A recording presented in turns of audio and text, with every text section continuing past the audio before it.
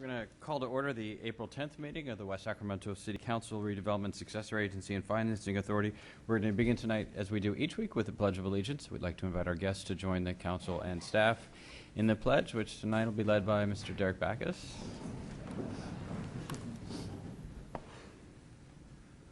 I pledge allegiance to the flag of the United States of America and to the republic for which it stands, one nation, under God, indivisible, with liberty and justice for all. The council did meet in closed session this evening to confer with our legal counsel regarding one item of existing litigation, the city and the successor agency versus the Department of Finance and the County of Yolo. No action was taken to consider initiation or intervention in an action. No action was taken. And to confer with our labor negotiator regarding negotiations with Local 39, no action was taken. And with department heads, managers, specialists, professional groups, no action taken. All right, with that, we're going to proceed to item 1A, which is presentations by the public on matters not on the agenda, but within the jurisdiction of the City Council. This is noted on the agenda. State law prohibits the council from having a discussion or taking action on items that are brought up under item 1A, but it is an opportunity for a public forum. We do ask that anyone wishing to address the council on this or any other item this evening to please fill out one of the yellow cards that's available at the, near the door and turn it in to the city clerk.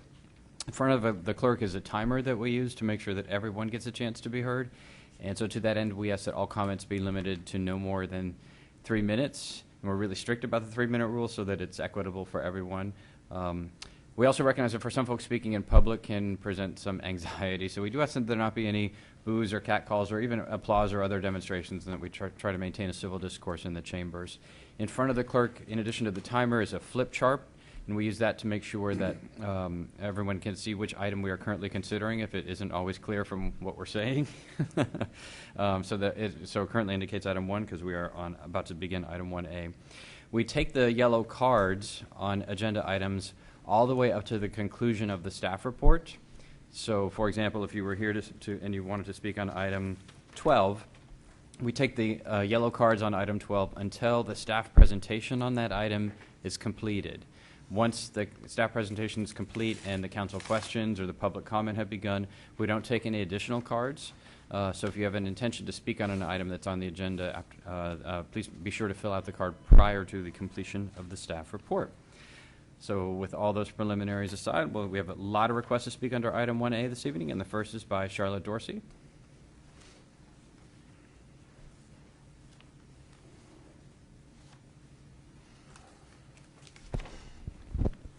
Good evening, Mayor Cabaldan and City Council members. I'm here to invite you to attend the Senior Resource Fair on May the 4th in the Community Center.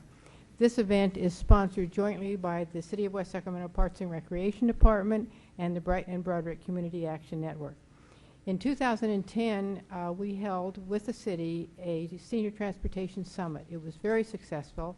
We repeated it in 2011. Last year we decided to expand that service because we realized that it appears there were gaps in the information that the seniors had, the seniors that were residing in the city. So to that end, we planned for the Senior Resources Fair. We're very excited about the participation from the city in the community. In addition to the programs that the seniors are offered in the community center, we have over 35 nonprofit organizations that are going to be displaying at tables in the Resource Fair. They're going to come to display, describe, and to demonstrate their services. To name just a few: 211 YOLO, the Alzheimer's Aid Society, California Telephone Access Program, which offers free telephones for seniors, Lions Club International, the Elderly Nutrition Program, High Cap Medicare Counseling, Senator Darrell Steinberg's office, who will have information about legislation affecting seniors, Legal Services of Yolo County, the West Sacramento Fire and Police Departments, Yolo County District Attorney's Office, the Fraud Division, CalFresh, Veteran Services, Yolo Transportation District, Yolo Hospice, and many more. We will have snacks and raffle prizes, free blood pressure checks, tours of the community center, demonstrations of the Zumba class, and much more. One exciting addition this year is the door-to-door shuttle service supported by the city through the Broderick Christian Center vans, and they will have a free door-to-door pickup for seniors to come to the Senior Resource Fair. We will also have Spanish and Russian translators on site. Please come, invite your spouses, your wives, your friends, your neighbors, anybody that can come that might have any kind of association with a senior, because remember, sooner or later, we'll all need this information. Thank you. Hopefully. Yes, thank you. All right, Mr. Lowell?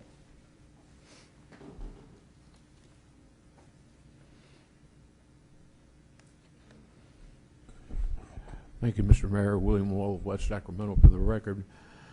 I happened to be at the hometown buffet out on Watney El Camino today and saw a couple of twin brothers a little older than me, and once again they're wondering when we're going to get a hometown buffet over here. And I think we'd wind up with more people spending a little more money over here if we got one over here. So, and I think that number 240 bus should leave, say, West Capitol and Harbor 15 minutes earlier, and even if you don't do anything with anything else, because that way we could do away with this business of, shall we say, people like me that shop over there. We wind up over half the time missing the connection to number 35 by 15 minutes or so, and because having to wait 45, 50 minutes most of the time, I think we should correct that. And let's see, and on the, let's see, on the eastern corner where we have Lake Washington going to the east and Village Parkway going to the south, I think we should cut out that section of number 35 and substitute and go on Redwood Street, I think it is, and we'd cut out that section where you don't have any bus stops, just that extra travel. It seems like we could save some time there. And Monday night talk was, there was some talk about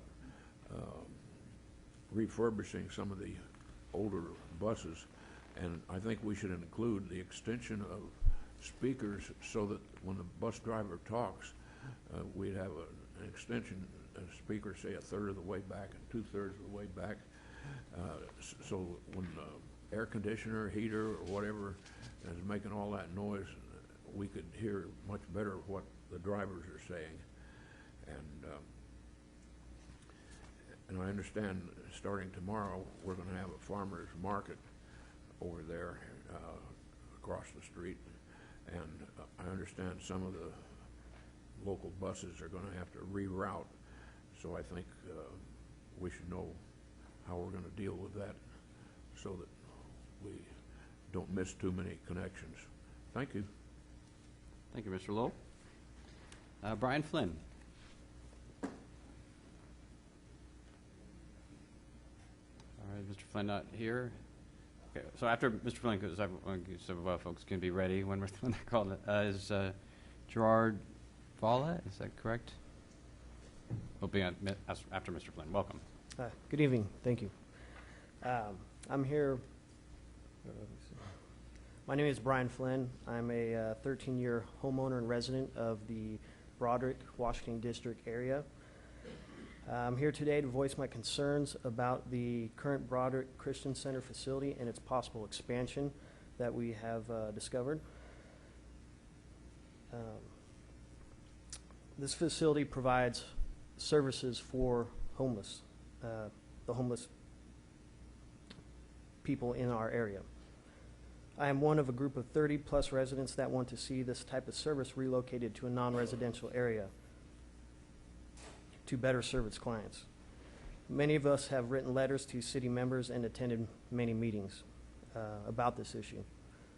It creates a negative impact on our neighborhood and conflict with residents and homeowners. It brings unwanted loitering, littering, drug and alcohol abuse, crime and safety issues. Clients leave trash, drink, and sleep on people's yards and have disregard for others in the neighborhood. There's also a preschool and a bus stop within feet of the facility. The current location is inadequate size to serve the current demand of and expanding would just impact the neighborhood further. People overflow the sidewalks into residential streets, the alley, and residents' private yards, including congestion of people, cars, bicycles, dogs. Expansion of this building and services would compound all these issues. Loaves and Fishes is a successful model to follow that is in a non-residential area and a large enough site to provide the needed services for its area. My wife and I have a child on the way and want to live in a safe, walkable neighborhood. We are prepared to move if the relocation of this facility does not happen, along with many homeowners and residents in the area. Thank you. Thank you. Gerard, I'll apologize if I'm not reading the last name properly. Gerald. Good evening, Mayor and City Council members. My name is Philippe Gerald. I live at 616 Dunn Boulevard. I bought this property in 2005. It is my third in West Sacramento. I've lived here 21 years. I paid $275,000 for this piece of property. It's worth maybe $125,000 today. I cannot really move again. After having the back window of my car shot out and other acts of vandalism in the neighborhood towards my neighbors and my property and our property, I cannot fit my car in my garage because it is too long, and the house is 55 years old. So I want to park my car on the side. I built a fence. I provided a picture. I have pictures. Did you give them the pictures? Oh, okay. My lot is very unusual. It is like a wedge of pie. It is my frontage is 75 feet. My neighbors have 50. I consider this as part of my side yard, and I put a 20-foot long planter box that's legal or city. It abides by all the city codes. But my fence is 6 foot tall, which sets back 5 feet, and the city code says you cannot have a solid fence 20 feet. It has to be 20 feet from the sidewalk, and it can only be 4 feet high. That will not protect me or my car. And so I'm asking, the city wants also $1,000 to study a variance for my property. I'm a senior citizen. I cannot afford that. I'm here to ask the city if they would please allow me to keep my fence and to help better my protection. The noise and the high speed and 18-wheelers and the vandalism is unbelievable on that street. I've taken pictures. I furnished the pictures to you. I hope that you would take the time to look at them. Thank you very much for your time. All right, thank you, Mr. Gerald. Although, actually, there is a Gerard who also, behind you, who I had called, so why don't you come forward?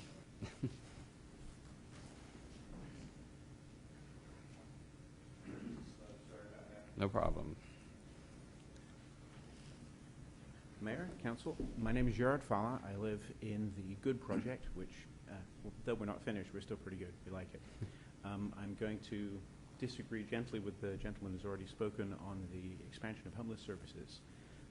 Although it is true that we do have a substantial indigenous population of homeless in West Sacramento, it's more, in fact, I think, to do with some of the services that are available across the river, and honestly to do with our climate. It's a nice place to be, and it doesn't matter whether you have a home or homeless, people are aware of that. So we will continue to have minor issues here or there, and I think that if we provide more services, we will have less problems in the long term. I feel pretty strongly about that. In fact, the firm for which I work has just finished a large affordable housing development in Sacramento, the 7th and H project, which is aimed at just formerly homeless people to provide them with places to live as they transition. The reality is, I think that the non-statistically based response to seeing a lot of homeless people, and I have them in my back garden sometimes too, and in my bushes as well, is to feel that there is a direct causation between that and crime or services in that population, and I don't think that's necessarily so. Yes, ma'am. So I'm not worried about my property value going down if there is an expansion to homeless services, I think that what will happen is an underserved population will be better served, and I think that serves all of us. Thank you. All right, thank you. Melissa Buckley?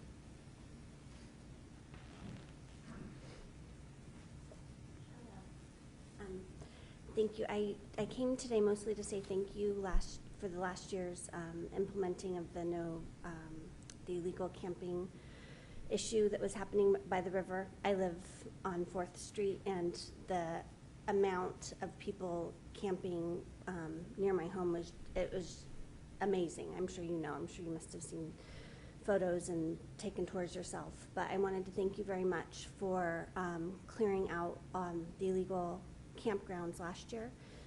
Sadly, they're trickling back in, so I wanted to come in and tell you that every day the trickle's turning into a waterfall, and there's more and more people coming back. So I'm here today to ask to please help us, if you could, or if the city could increase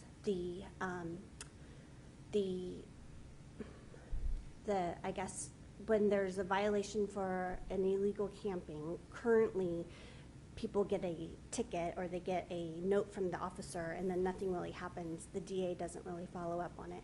So I'm here to ask that we have stiffer results from breaking those laws, and also to consider a zoning ordinance that would limit the kind of services that can be provided in residential neighborhoods. So that's it. Thank you. All right, thank you. John Freeman?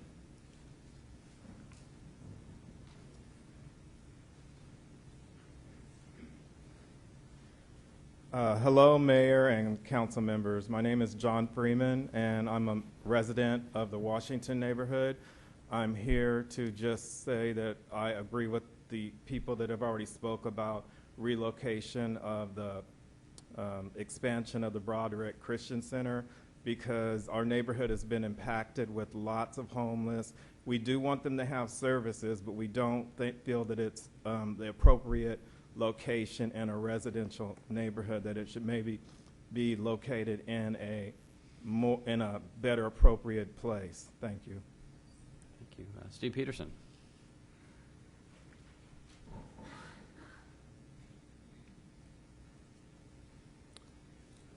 Good evening, Mayor, members of the council. Steve Peterson, 213 Washington Place, representing the Metro Place at Washington Square Homeowners Association. You have a copy of our letter, I believe. We do. I won't repeat everything in the letter in detail, but just by way of background, our project has been identified as an exemplary infill project combining home ownership as well as affordable rental housing.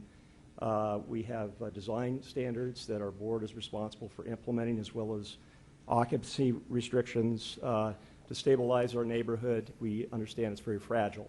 So we were quite surprised to find out that an application has been filed for expansion of the homeless shelter at the Broderick Christian Center site. My letter really refers to the need for a code update for the city of West Sacramento. Currently, as I understand it, you allow these shelters by right within all residential districts, and there are no development standards that the city has adopted to manage the occupancy of these facilities. And we're very concerned about that. There's certainly better ways to address the issue through a code update. There's a number of concerns we raised in the letter about the kinds of experiences we've had as neighbors, the drunkenness, the vandalism. We're very concerned this is an expansion of 43 beds from a day facility to basically a 24/7 facility, an overnight facility. So we are asking that the council look at other jurisdictions like the city of Sacramento, which has an emergency shelter ordinance. We are concerned about the over-concentration of these facilities within one neighborhood. We think you need to have a better understanding of how many facilities you've located in our neighborhood. And our proposal would be to try to decentralize these facilities in other locations, whether they be in industrial or commercial areas. Perhaps the city has some surplus property that might be considered. So in kind of conclusion, I think to get the infill investment that you're looking for, to promote the kind of development that you're looking for, you really need to have some neighborhood protections. And we encourage you to update the code, as well as defer the expansion approval until the code can be updated. Thank you. Thank you. All right, thank you. Patricia Roman? Good evening, Mayor, esteemed City Council. I'll read to you my comments. My name is Patricia Roman. I live at 605 Welland Way. I've come... Absolutely, sure. I have a... Pull it down if you want to. Sure. How's this? Do I get my clock to start over? Thank you. Now that you can all hear me. Good evening, Mayor, esteemed City Council members. My name is Patricia Roman. I live at 605 Welland Way. I've come to call West Sacramento my home. I've traveled the world, and this is the place I've chose to live. I've always found the West Sacramento City Council is one of the most progressive city councils in the world. You've eliminated the gangs, and you've made this community you've planned for and created a bright community to live in. My home in Washington Heights has no longer become a place of safety for me. The current situation is becoming more of one of taking a front seat to the violence in my neighborhood and the insecurity and insafety problems in my neighborhood. Transients are attracted en masse to my neighborhood because of the services that are being provided at the Broderick Christian Center. These are great services for transient. They don't belong in our neighborhood. When the challenges come up, it's up to the residents in the community to call 911, to call police, to call fire. Sometimes it's non-emergency situations, and we get to call city planning. When something occurs outside of Broderick Christian Center's normal business hours, the residents in the community have to bear the burden. It's our taxes that pay for the frontline support for that service in that neighborhood. Today is not the first time that my community is coming to you to talk to about the situation in our neighborhood. We've brought all of our concerns to the Broderick Christian Center directly. Based on our experiences, the Broderick Christian Center says the issues are not their responsibility, they're not founded in reality, or they have not the budget to deal with it. When emotions run high in the meetings that Mr. Johansson, Councilmember Johansson has, the Broderick Christian Center often reacts by telling the residents, move out. I don't find this an acceptable solution. The Broderick Christian Center seems oblivious to the changes that the center itself has gone through from community church to providing transient and emergency services. Our neighborhood has gentrified, and it's become part of the vision that West Sacramento has. I believe it's my right within my neighborhood to walk my dogs and not be propositioned for sex, not find hypodermic needles, and not find used condoms. Broderick Christian Center provides HIV screening, free hypodermics, and free condoms. The city planning department has found it within rights for the Broderick Christian Center to build an overnight shelter for the transient people in our community. There is no answer to the screening process or the security that would be put in place to protect me and fellow women, single women in my community.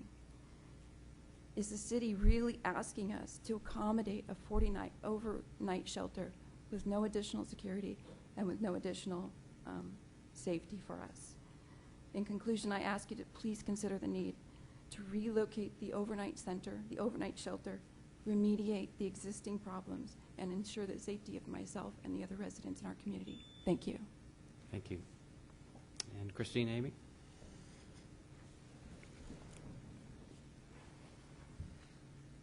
Good evening, Mayor, Council members, members of the board. Thank you for hearing us tonight. I would like, if you don't mind, to ask people from the Broderick District here for this issue tonight to raise their hands, just so that you can see how many of us are here. To be the voice for Broderick that Broderick doesn't have. Broderick has struggled for over 100 years. She's stumbled, she's come back, fire, flood, year after year there's been a challenge. This challenge in our neighborhood that we're facing right now with a proposal of a 42-bed facility, Broderick will never, ever come back down the road if she's sent down that road. I live on 600 William Street. I did provide a packet of photographs. I didn't provide these photographs for shock factor. This is my daily life. I'm retired. I was forced into early retirement because of a life-threatening illness. I live with this daily. I have grandchildren that want to come and spend time with me and play in my yard. 3 used hypodermic syringes, feet from where my grandchildren play. 2 women fighting on my front lawn, beer bottles, broken glass. I call law enforcement constantly. I know we're challenged in the law enforcement department. I'm asking, please consider offering city land in exchange for the Broderick Christian Center to relocate. If we're to build a 42-bed facility, life as we know it in Broderick will never be the same. It's challenging enough. You know Broderick District has its challenges. We live with some very interesting people in our neighborhood, as you know, some very scary people in our neighborhood. We've chosen Broderick as our home because we want to share the vision that you have, the light rail, the beautiful condos and the cafes that are coming in our direction. If we're forced to live in this type of a neighborhood, we're going to be exempt from sharing that vision with the rest of the community, our neighbors in Southport. We want to be a part of this dream. We support you. We're so thrilled that you are our council and that you are our mayor. We need you to support us on this. They need to be in an appropriate location, in a business district that will support their services. 42 beds is nowhere near enough to support the number of homeless people that have just been identified in West Sacramento alone. We will attract more people. Once word gets out that we have a 42-bed facility in West Sacramento, you know other people will be coming because services are so desperately needed. We will be further impacted. I know that we're all familiar with the property of Loaves and Fishes. It's in an industrial area on the Sacramento side of the river. It's not a residential community. I'm sorry, my time's up. Thank you for listening. All right, thank you. All right, that concludes all of our requests under item 1A, and I believe Ms. Hamilton already spoke with Mr. Gerald about the variance issues, so we won't address that. And as I indicated at the beginning, the council is unable to, we're just not allowed to take up issues. That's a protection that the state has enacted, so we don't, when you're not here, we don't do something that you don't know about. So we can only take action and have discussions about issues that are on our agenda. But let me make a few comments just about this topic, because it is an extraordinarily important topic in Broderick, in the Washington Square part of Broderick, but really in the whole community. And it is not unknown to the whole community, and certainly not to the council. And I can say very honestly that we struggle with it ourselves every day, right? For all the reasons that have been mentioned. I biked around this neighborhood every weekend just to get my own sense of what's happening, talking to folks on the street, and just driving into the boat ramp area and walking onto our the city properties and in the waterfront, and see everything that's been described in the hearing tonight. I know my colleagues see directly, hear about.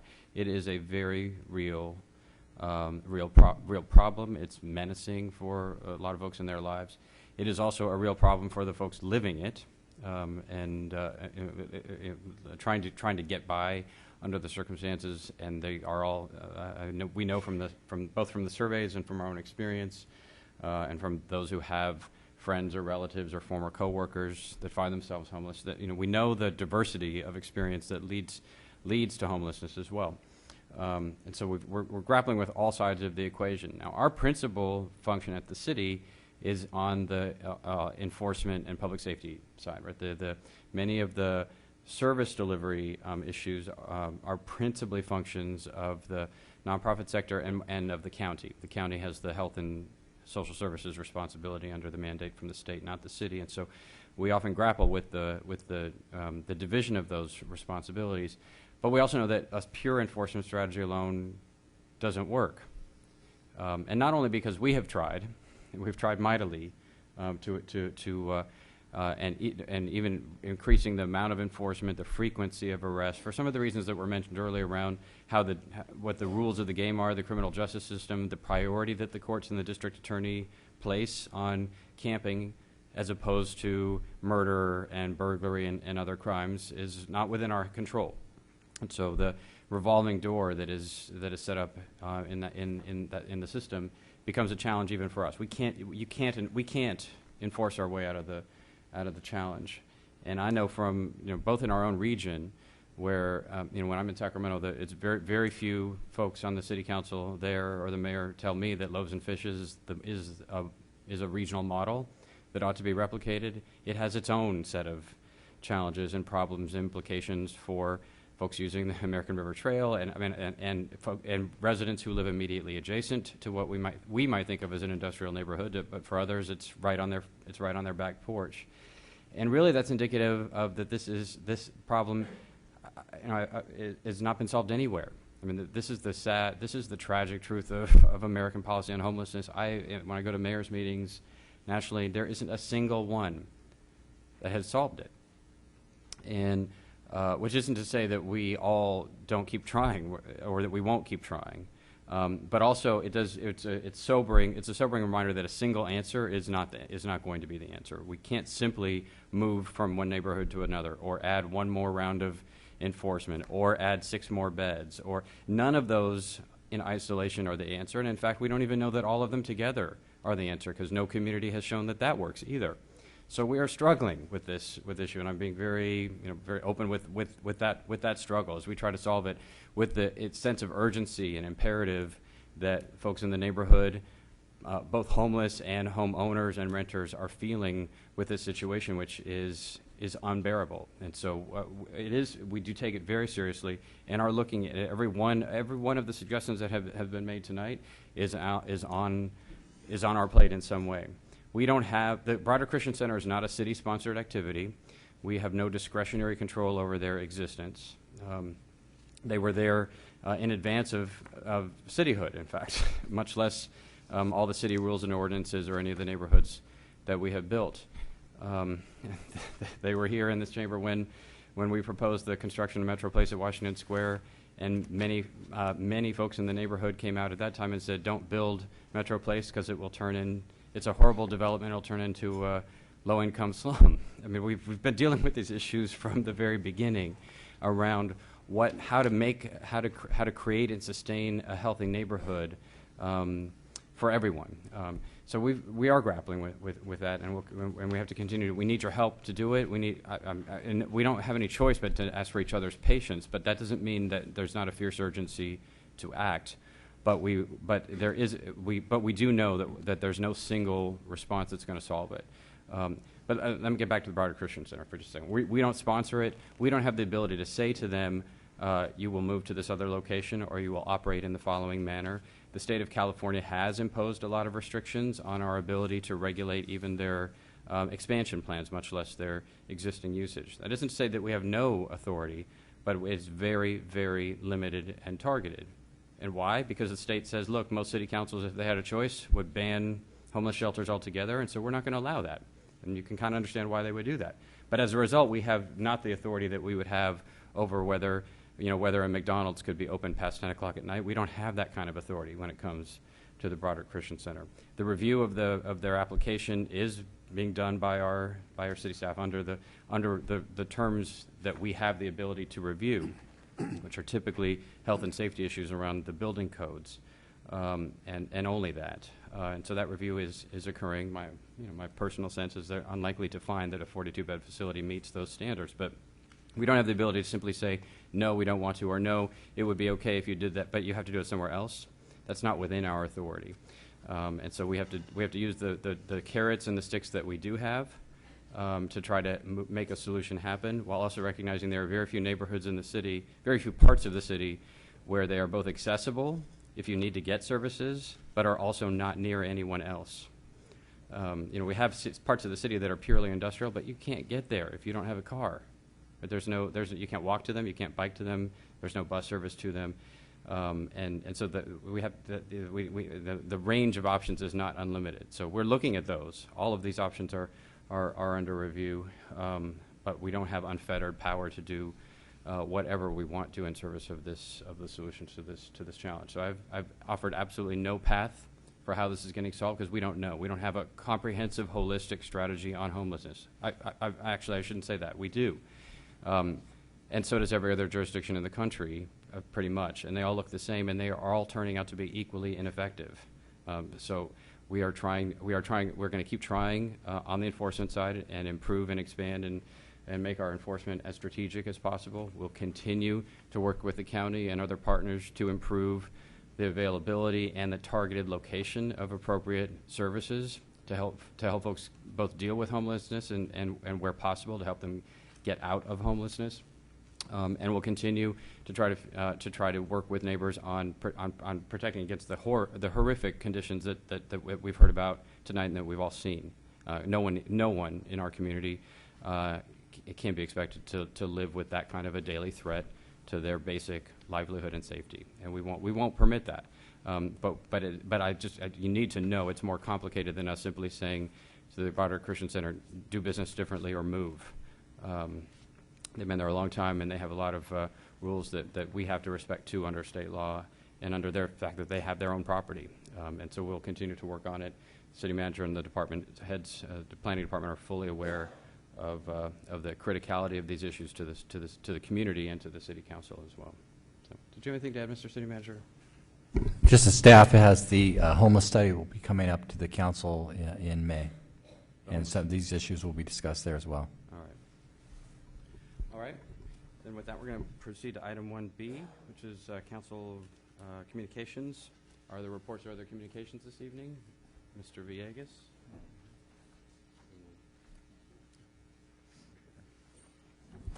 Thank you, Mr. Mayor. Just real quickly, on Monday, the Yolo County Transportation District met, and just one item I wanted to make sure the council was aware of. Nothing too major at the meeting, but the rail relocation item came up largely because there was an article in the Davis Enterprise about it. Over the many years, we've had fits and starts about sort of looking at it, but not really looking at it, not spending any time because it seems like it's insurmountable, very expensive.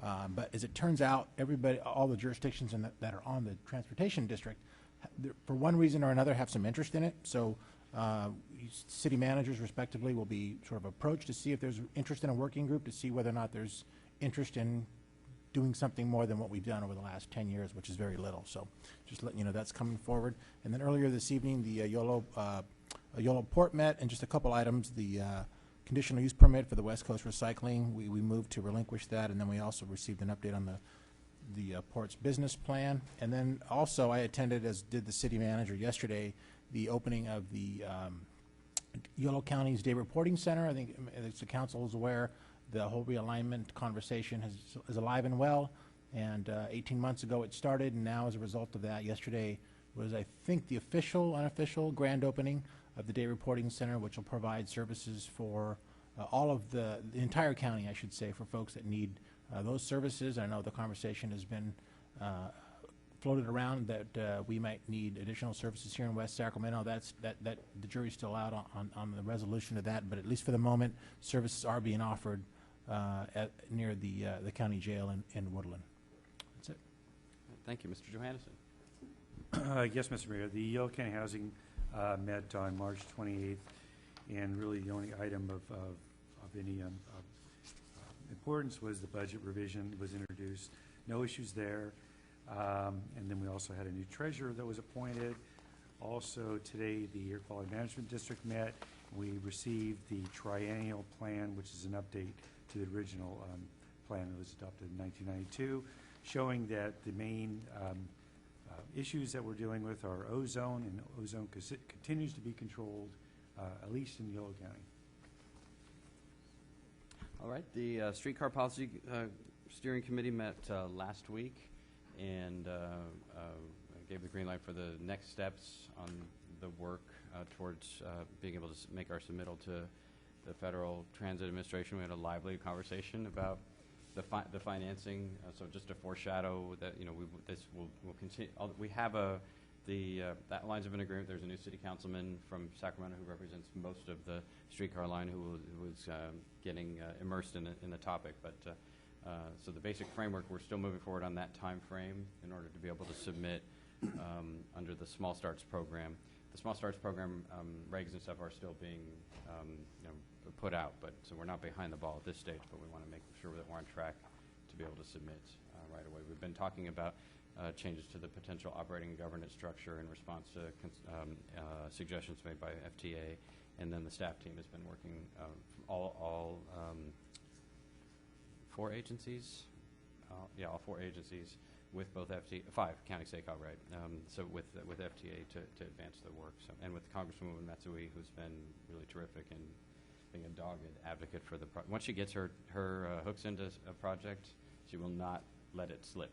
So she's learned that lesson with flood control and with the various light rail projects in the region, and she's bringing that same unceasing determination to the streetcar project, which is really welcome. Then the Sacramento Council of Governments Board of Directors met 2 weeks ago and had a meltdown. So I want to highlight this because it's actually quite important to the to some of our key issues. This was our second meeting since the most recent round of new council members and members of boards of supervisors were seated. So we had a large number of new members. Just to recall, the SACOG board's 31 members from 21 cities, 6 counties, plus Caltrans. And the council will recall we had a big debate last year around the Cordova Hills project that the Sacramento County Board of Supervisors ultimately adopted. There was a work done by the region builders, the Political Action Committee of the Sacramento Builders Exchange, with I think some support from the Metro Chamber, but it's not entirely clear, making a request to SACOG essentially that we prohibit, that we will no longer say anything good or bad about development projects, and that we prohibit the executive director from saying anything good or bad about development projects. This caused a huge debate at SACOG, some of it an urban-rural debate, some of it a partisan debate, much of it just folks who have been around for more than a year and those who haven't debate. But the essence of it is when the blueprint was adopted in the Metropolitan Transportation Plan and then ultimately the Sustainable Community Strategy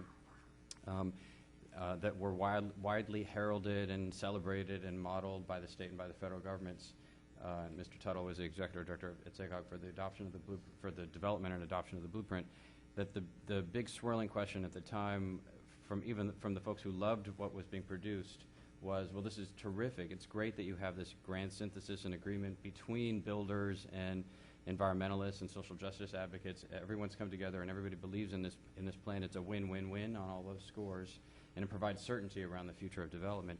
But who's going to enforce it? Right? This was a key question. So from the external agencies that we wanted to respect it, we wanted the Army Corps and Caltrans and others to say, okay, you have your plan, go do that. And the question that kept coming about, well, who's going to enforce it? And on the flip side, we had folks in the region say, you better not enforce this. Right? We want to preserve our local land use authority. And over the years, we've been able to maintain a steady but ill-defined structure for that. That essentially is like the Better Business Bureau or any sort of industry organization that self-polices. There's no enforcement. If the city of West Sacramento wanted to approve a project that was wholly contradictory to the blueprint and therefore the Sustainable Community Strategy and the Regional Transportation Plan, we can. But the region has retained the ability to say, hey, West Sac, you shouldn't do that. Why? Because if jurisdictions start to do that more than one or two, then the whole plan can fall apart, and the air quality certification for the plan falls apart, and then you have nothing. And that has impacts on the rest of the region. So it's a classic, it's a classic tragedy of the commons problem. It's fine for one person to cheat, but if it starts to become regular behavior, then the entire structure falls apart, and then everyone gets stuck back in the world that we were in 2002 or whatever, where every project needed a separate Corps permit, and the Corps was a pain in the neck to get one. We would get the region and individual local governments would get sued by ECOS or other environmental groups over gosh knows what. Every single thing was a big regulatory nightmare with lots of uncertainty and lots of both real and potential litigation. And the blueprint and the Sustainable Communities Plan wiped that away by saying, no, we all agree the environmentally responsible thing to do and the economically responsible thing to do and the social justice responsible thing to do is this path. But it's only this path. And so we won that, but if we return to that system, it would radically slow down development in our region, and particularly in the urban areas like ours, where the blueprint really places so much emphasis.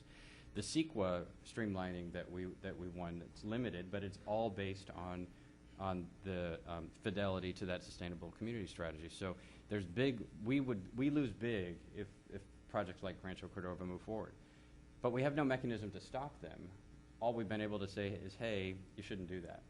And so when the region builders and some of their allies came forward and said, you shouldn't even be able to do that, there ought to be a rule that says you can't even speak up when the region is threatened, that's going too far. And so we had a big fight about that, and it continues, frankly, and about whether or not we go back to the pre-blueprint period when everything required a separate regulatory permit. I think it would be a disaster. I think it's not in the interest of the builders, but the builder's advocate is. I'm not sure he was born when the blueprint was adopted, so he has no concept of what the world was like before. So I meant there was no action taken on the item. It's going to keep coming back, I know, for at least the next meeting.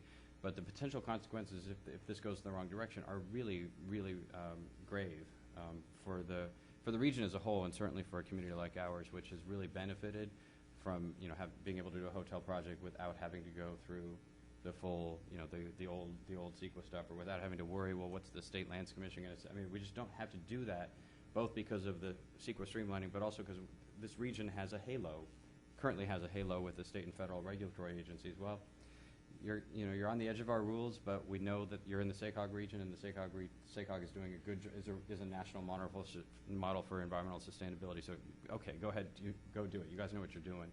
So I've taken a long time on this report, but only because this is has the potential to be a really important item as we go forward. And I just encourage folks to talk to to builders in particular and to Metro Chamber folks about what the consequences are. What sounds like an easy thing, which is to just not tell somebody to not say bad stuff about your project. The consequences of that, unintended though they may be, could be very, very serious. So, all right, item 1C is appointments of boards and commissions. We have none of those, so we're on to item 2, which is presentation of proclamations honoring outgoing city board and commission members. I'd like to take a motion on the proclamations as a group. Make the motion. Second. All right, Mr. Johannesson's moved and Mr. Villegas has seconded adoption of the proclamations. Seeing no discussion, all those in favor, please say aye. Aye. Aye. Any opposed? Hearing none, the proclamations are unanimously approved, and we have several of the commissioners here with us this evening, so we're going to begin with presentations to them. As we do, and make just the general comment that we're very fortunate in this community that citizens give up their time and their energy in service of their neighbors and their community to participate in policy making and in putting fresh eyes and some common sense and their professional and life experience expertise to bear on the issues that are before us through their service on commissions. And we've got several commissioners retiring, some because they got burnt out, some are moved on to a different commission, and others going on to other things in their lives. And so we're very, very grateful for their service, and we're going to begin tonight with a presentation by Mr. Johannesson to outgoing Planning Commissioner Bob Chase.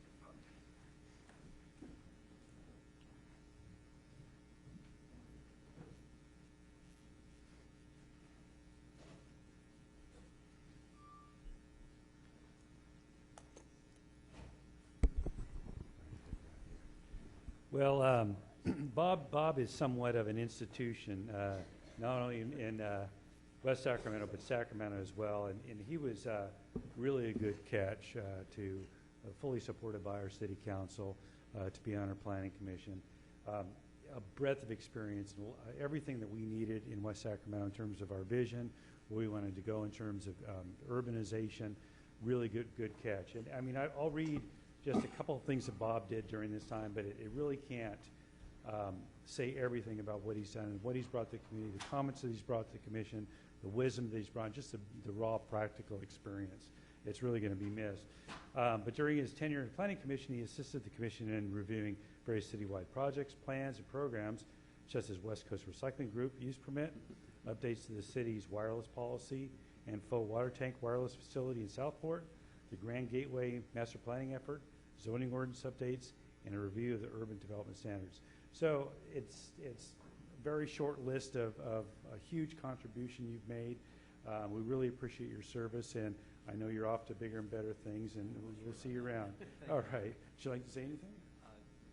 I'd like to thank Mark, the council, and certainly the mayor and all the staff. It was a true pleasure to work here on the commission, and circumstances have taken me elsewhere, but this is a fantastic city. Light on its feet, gets things done, and I really enjoyed it. So thank you very much, Mayor, council members. Thank you much.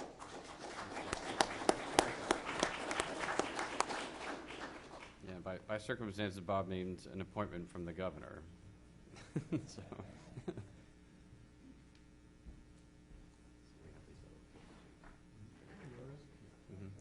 All right, next to invite Councilmember Christoph to make the presentation on to retiring member of the Board of Appeals, Mr. Backus.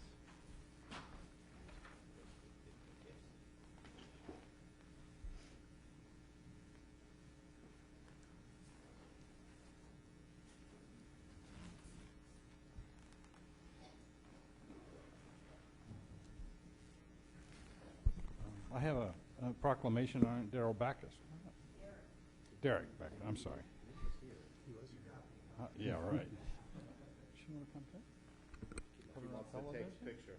Oh, take a picture, okay. Derek served on the Code of Appeals. It's one that's really not one of the sexy boards and commissions that we have, but it is very technical.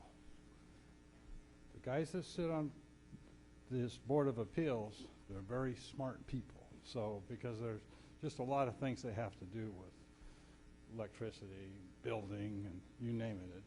There's a lot of things that go on. But Derek was appointed to the Board of Appeals on May 14, 2003, and served until 2012, until December 31st, 2012. During his 9 years on the Board of Appeals, Derek had the opportunity to review many cases and consistently strived to make fair and just decisions. Derek devoted his enforcement of building codes, health and safety codes, government codes, which contributed West Sacramento to becoming a premier city. Now therefore be it proclaimed, the City Council, City of West Sacramento does hereby recognize Derek for his dedicated service on the Board of Appeals, member for his tireless effort to improve the city of West Sacramento. And I can say that he has done that. He really has improved, because they don't get a lot of cases, but their cases they're important, they're time consuming, and they're very technical. And thank you for your service.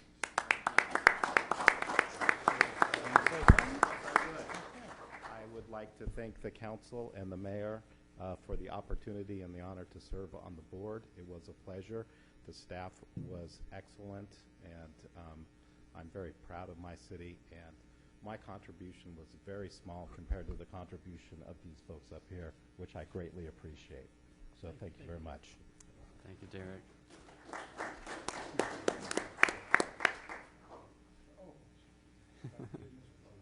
All right, next is Councilmember Villegas, who will make the presentation to Mr. West.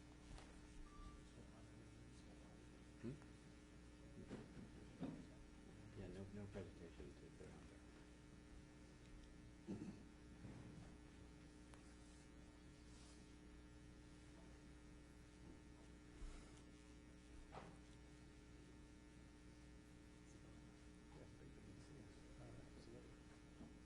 So, Mr. West, as we know, for his service on the Housing Advisory Commission is getting recognized, so I'll just read very briefly.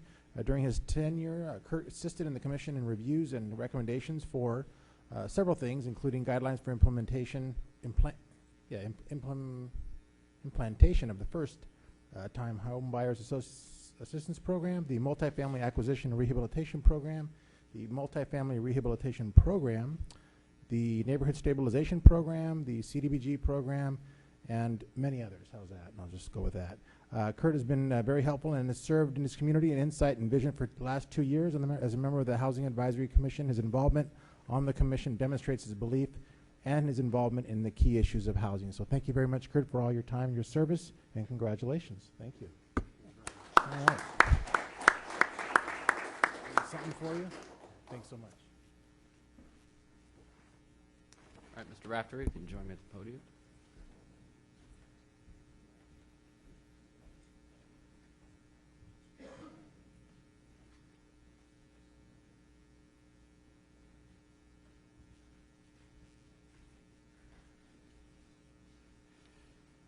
So we want to recognize Ryan Raftery for his service on the Parks and Community Services Commission, on which he first began to serve in the year 2001. And folks think the Parks and Community Services Commission is one of the most fun in the city. It is not. It is one of the hardest jobs in civic leadership that one can have, and to do it with the level of professionalism, even-handedness, vision, and caring that Mr. Raftery has done, both as a member of the commission and as chairman several times, has been absolutely remarkable. Because while it might be the city council that's responsible for flood protection, it is the Parks Commission that decides what time that you have to turn the light off at the Little League Park. It has been, which generates much more interest than whether or not we have any levies in the city. So many, many controversial issues before the commission, but also some long-standing contributions. Ryan was very critical in the work on the expansion of our recreation center, the construction of our recreation center, joint use at the high school, of the community center, the extension of the Riverwalk Trail, the Bright Park Master Plan, Delta Gardens Park and Public Art, the Whitey Boy Square Park design, the Garden Park design in the Bridge District, which is the anchor for so much, which we'll hear about later this evening, the Barge Canal access that came out of nowhere that's provided legal fishing for folks in our community, the Main Drain Parkway, just project after project after project. This is a much greater city as a result of the work and the leadership and the heart, the discipline and the leadership that Ryan Raftery has brought to the Parks and Community Services, and we congratulate and thank him on behalf of the community for his service. Thank you. Thank you very much.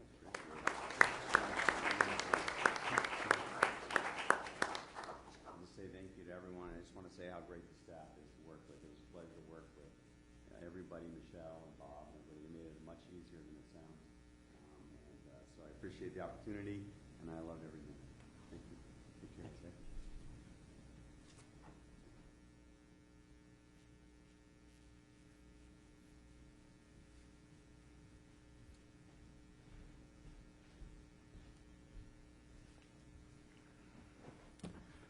All right, with that, we're going to proceed to item 3, which is the presentation of proclamations declaring April 2013 Child Abuse Prevention Month and the entire year of 2013 as the Year of the Child. Is there a motion on the proclamations? It's been moved by Mr. Christoph and seconded by Mr. Johannesson. Seeing no discussion, all those in favor, please say aye. Aye. Any opposed? Hearing none, the proclamations are adopted, and I'm going to present them to Yolo County Children's Alliance and Child Abuse Prevention Council.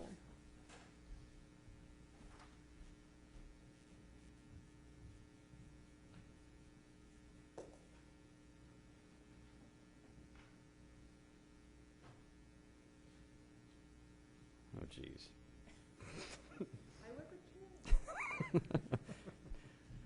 All right. So first, we want to declare April 2013 as Child Abuse Prevention Month. Child abuse is a national tragedy with an estimated 3 million children found to be victims of substantiated abuse or neglect each year in the United States. In Yolo County, the Departments of Employment and Social Services, Child Welfare Services have received nearly 1,400 reports of suspected child abuse and or neglect.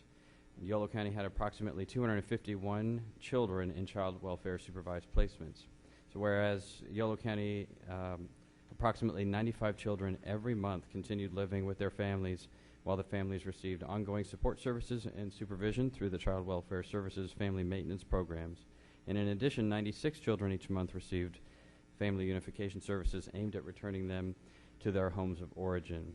In Yolo County, numerous public agencies and community organizations, parents, relatives, community volunteers, public policymakers, and professionals are collaborating their efforts to eliminate child abuse in the county through the Yolo Family Strengthening Network.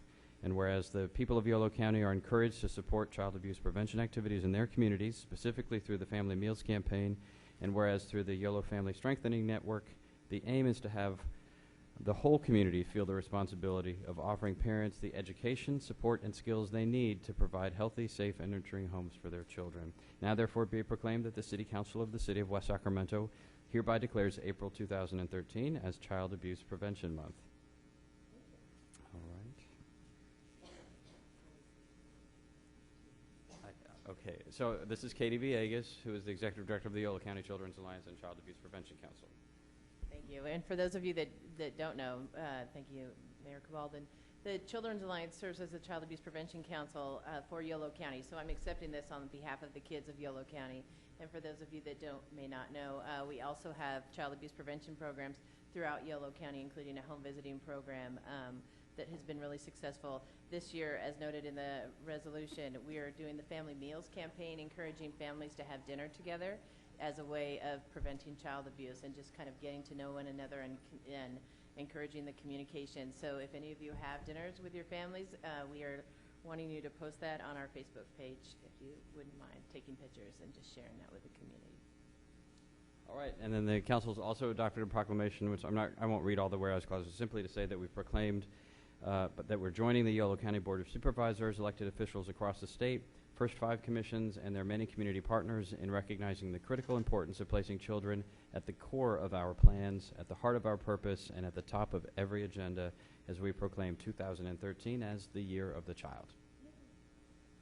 All right. Did you tell us about your event? Oh, wasn't this one? Do you have an event you'd like to tell us about? I do. I have two. Just for those of you that may not know, we're having our annual Yolo County Celebrity Fashion Show here in City Hall on April 26th, Friday.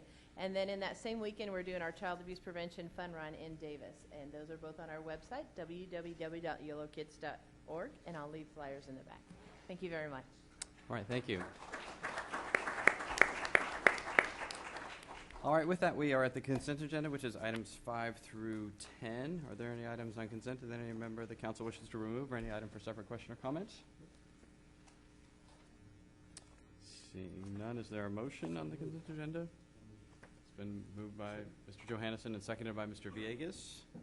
Seeing no further discussion, all those in favor, please say aye.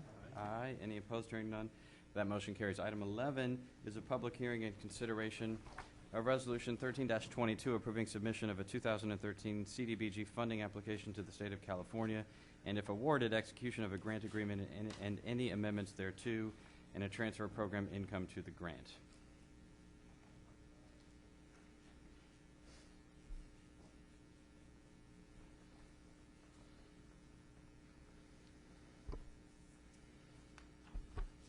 Good evening. My name is Louise Collis with the Community Development Department. We're asking that the City Council conduct a public hearing this evening to consider adopting a resolution to authorize the city to submit a CDBG application, that's Community Development Block Grant Funding, to the State of California. The city this year is eligible to apply for up to $2 million, and we are eligible to apply for up to 3 activities within that amount. The eligible activities include affordable housing activities, both construction and home ownership assistance, owner-occupied rehab. Funding is also available to construct or rehab public facilities like child care centers, health shelters, healthcare centers. Public services is also an eligible activity. These are services that are targeted to assist low-income households. If the city elects to apply for public services, that's considered one activity, and you can have up to 3 different items in that one activity. It starts to sound like basketball brackets at some point.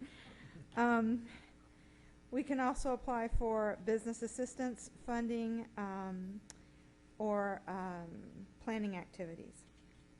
The staff recommendation is based on recommendations we received from the Housing Advisory Commission and the Economic Development Advisory Commission, along with consultation with the State Department, HCD, as far as activities that will score well under their new scoring system.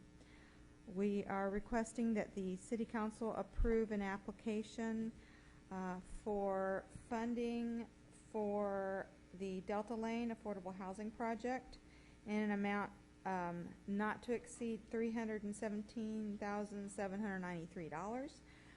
And if that's awarded, to transfer $250,000 of our existing program income into that project.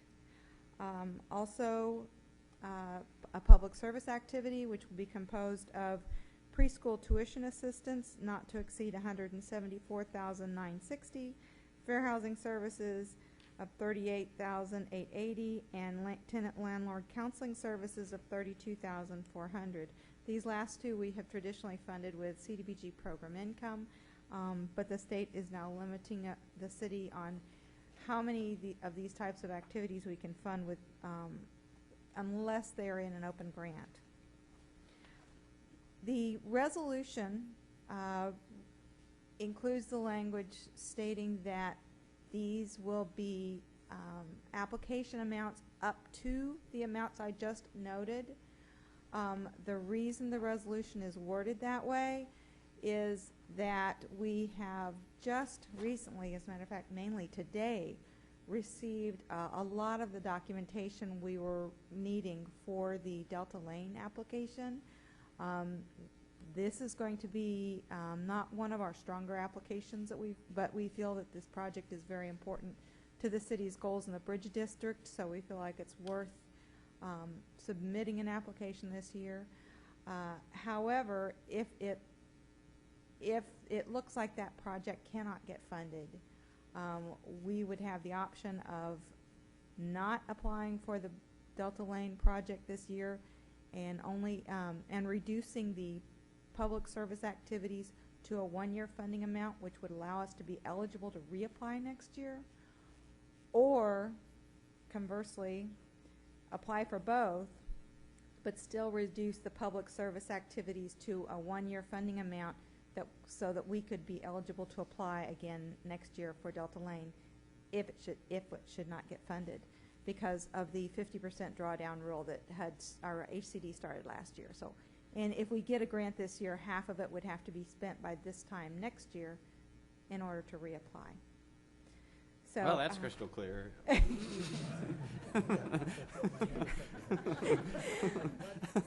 That so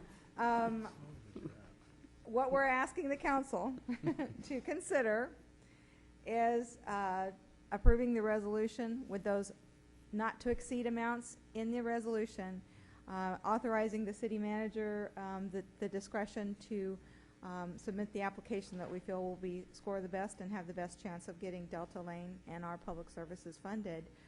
The applications are due Friday, so we don't have much time to make this decision, but we feel like by the end of the day tomorrow we will have a good plan. All right, any questions for staff at this time? I have a question. I do. Is there a matching contribution that goes with any of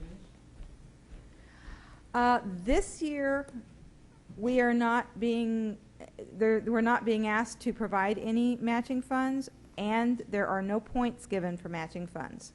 So we have not recommended that. Okay.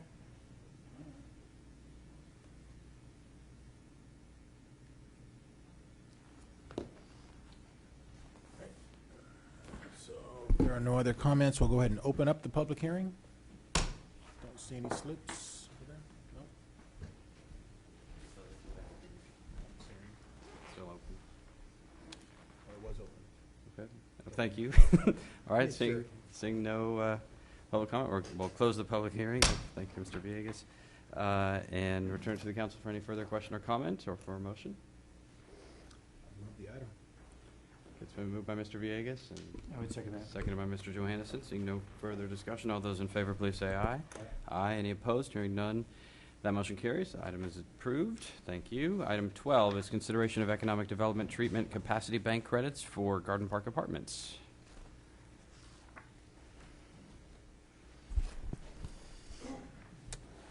Good evening, Mayor, members of the council. I'm standing in tonight for economic development staff, so I'll kind of be doing the staff presentation on this item. The city has received an application from the property owner developer, Smart Growth Investors. Mark Friedman is here tonight as a representative of them for the Garden Park Apartments and Townhomes project in the Bridge District for 106 sewer treatment credits to be granted to the project. Pursuant to the city's program guidelines, credits can be granted to eligible uses such as restaurants and catalyst projects. A catalyst use is a project of any land use that significantly advances strategic plan goals, economic development, or revitalization of a business district or redevelopment area. That is the definition from the guidelines. The Garden Park residential project meets the definition of a catalyst use by advancing the strategic plan goals in the Bridge District, which is also a redevelopment area. Catalyst uses, according to the program guidelines, are eligible for up to 40 sewer credits if they meet one of the 4 criteria in Section 4 of the program guidelines. Unfortunately, the criteria in Section 4 do not align well with the definition of the catalyst use contained in Section 5 with respect to a residential project.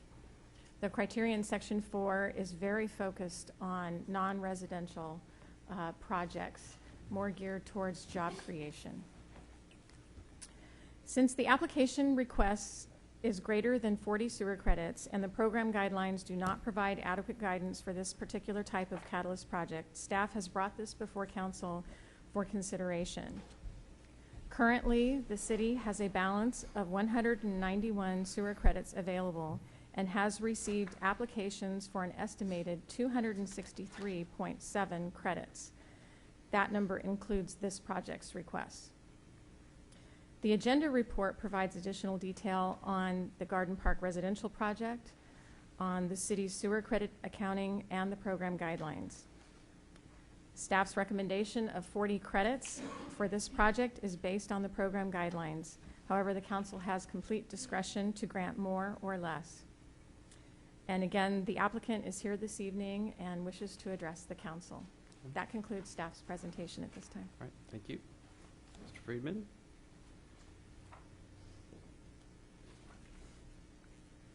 Mr. Mayor, Mr. City Manager, members of the council, thank you for your time tonight. I'm here to talk about the most important project that I'm working on, which is quite true, the creation of a great neighborhood in the Bridge District. The specific topic that I want to talk about tonight, though, is not particularly sexy, sewer credits. So I'd like to show you some pretty pictures while I frame my request. Would you please turn on the overhead? Thank you. We're hoping to break ground at the end of May on 32 townhomes and 96 apartment units. What we're attempting to do with this first phase is to set a very, very high standard of architectural quality. And I think if you look at the design, it's difficult to see in this rendering. But we're attempting to bring really a global level of architecture to West Sacramento to set the tone for the rest of the project. If you'll permit me some immodesty, I think that this is the best work that my company has ever done. It's unfortunately, expensive to deliver this level of design quality, and quite frankly, we're really sort of pushing outside the bounds of what a typical project pro forma would support, which is why I'm here tonight.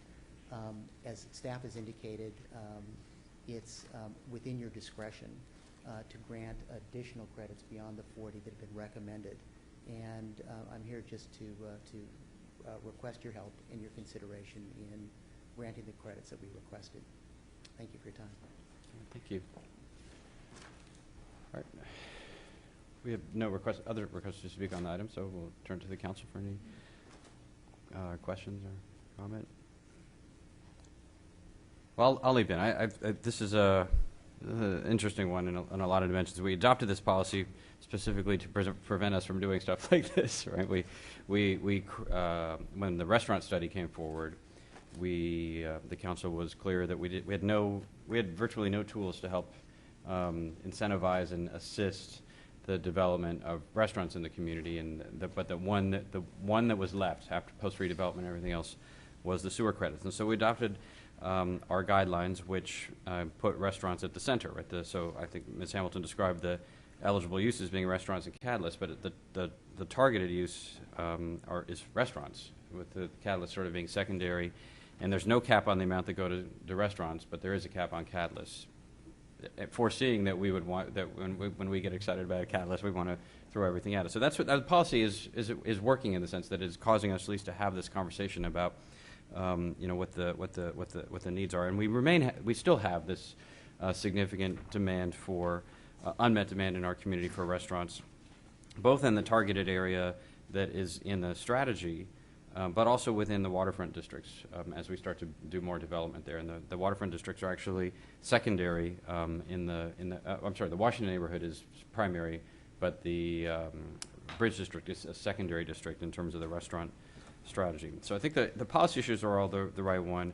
And then, we have also been, the council's been contemplating, or our staff's been contemplating the need for some sewer credits or some non-trivial amount of sewer credits in order to make another key catalyst project, the Hotel Conference Center, a viable one. And so all these pieces are coming together simultaneously. And so I think, the staff's done I think our staff's done a good job of trying to balance all of those priorities within the boundaries of the guidelines. They are, I think, certainly breaking the boundaries of them, trying to figure out how to define this as a catalyst, even though it doesn't create permanent jobs on its own. It doesn't do the things that are in the guidelines, but they are guidelines, and I think it's a good opportunity for us to really revisit what it is that we mean. Because if this project and the Hotel Conference Center together aren't catalysts, then you can imagine what other things might be, but they're not of this scale. I mean, these really are two critical projects for the advancement of the Bridge District, which itself is our central major development priority. So, to me, there is an argument to be made for moving forward with what the staff's proposed, even though the guidelines don't explicitly authorize it. The developer is presented on the level of cost of the project. As a result of trying to build up to both the standards that we have in the Bridge District design guidelines and really just the vision that we have laid out over the last several years for the district, and that isn't cheap, right?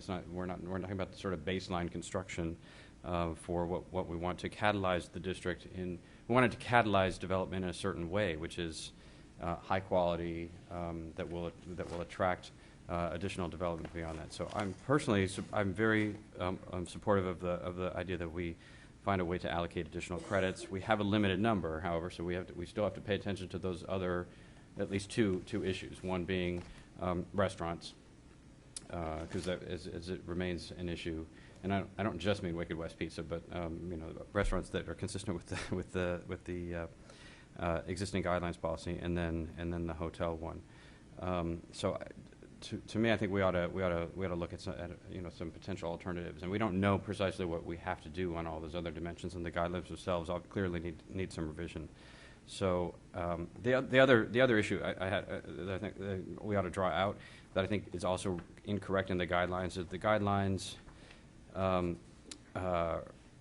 essentially say that if once we allocate the credits to a project, that it's with that land forever, even if the project's actually never built, and that's problematic from a catalyst. If the catalyst concept is what we want to do is get something started, and we allocate credits to a parcel without regard to the actual construction on that parcel, then we have not achieved the catalyst, and we would no longer have credits to give to a project that next door might be the actual catalyst. And so I don't recall why we wrote the guidelines in that way, or it may be a policy of the sewer district that once they are formally assigned, that they can't be that they can't be withdrawn. But in terms of how we manage them, that doesn't make sense. And so, to me, thinking about expanding the number, but at the same time, maybe it's that we authorize the city manager to execute the formal assignment or transfer at some defined point. Whether I don't know what the right moment is. Ms. Hamilton probably gives some advice whether it's the pulling of the building permit or something that indicates that the actual project is happening, as opposed to sort of layering it into a bucket of entitlements that is lifetime but doesn't actually catalyze. So I don't know whether the building permit is the right moment to do that, but we could do that. I think we can do that consistent with the guidelines by simply authorizing the city manager to do the action rather than us doing the specific action in tonight on that score? Building permit issuance would be the most appropriate timing. Okay. Most projects will make the application to us as they are getting close to pulling their building permit. The application for the credits? Yes. Okay, all right. And we don't require any payment of anything, any fees for sewer hookups or anything before the building permit? Not that either, I'm so- aware of. Okay, so we don't create a cash flow issue. So that might be a way to resolve that. In terms of getting over the 40 hump, I mean, the obvious one would be, because this is not, the Bridge District is not a, and the Smart Growth Investors component of the Bridge District is not a all residential project. I mean, the part of what we're trying to do here is create a district that's, you know, vibrant and full of restaurants and barns and farmers markets and all kinds of other food related things. So this is a central part of our food and restaurant strategy, and capturing that is a challenge because, as we know, in every other district of the city too, it doesn't always happen. It actually has never happened in sort of a concurrent development on exactly the way that we want. And so I wonder whether, and I don't know what the right answer is, but whether, you know, if you know, we could connect some additional amount of credits to some other component or some connected component. My understanding is there's no, these actual projects, the apartments are completely residential, correct? There's no first floor retail in them or anything of that Correct. nature? Yeah. Correct. They're entirely residential. However, this is an urban district, as you Right. all know, and we need to have all forms of development, residential, commercial, to really make the district work. So residential definitely plays that role. It provides living space for, hopefully, the workers that are Right. going to be in the same office buildings just down the street. Now, I should have asked Mr. Friedman this, and maybe I will have to if you can't answer. Do you know the barn concept? Is that are we looking at any plans or anything of that nature that would signal that as a near-term project? There are concepts, yes, that Concepts are being okay. discussed, yes. Because one way to think about it is you could say, well, what if you pegged a certain additional increment of credits to the barn, which, as I understand, would have some food, public food component, retail or otherwise, but peg them in a way that's not necessarily specific to the actual sewer flow of that project. It's not intended to be a newspaper recycling plant. It's not going to generate lots and lots and lots of sewage itself, but as a sort of a marker being put down on the food and restaurant side, you say, okay, you do that, then that triggers 15 more credits or something. I mean, I'm just pulling this out of the air, but that would depend on that being a project that was in the near term horizon. And you don't know that. I guess is what you're. You know the concept's out there, but it's not like you've got a plan. You don't have a. We haven't received a building permit application It's not that yet. far along, so it may not. It will be asynchronous with this, with the Garden Park development, most likely, or. I wouldn't say, it probably wouldn't be on the same timing, but the concepts appear to be fairly far along.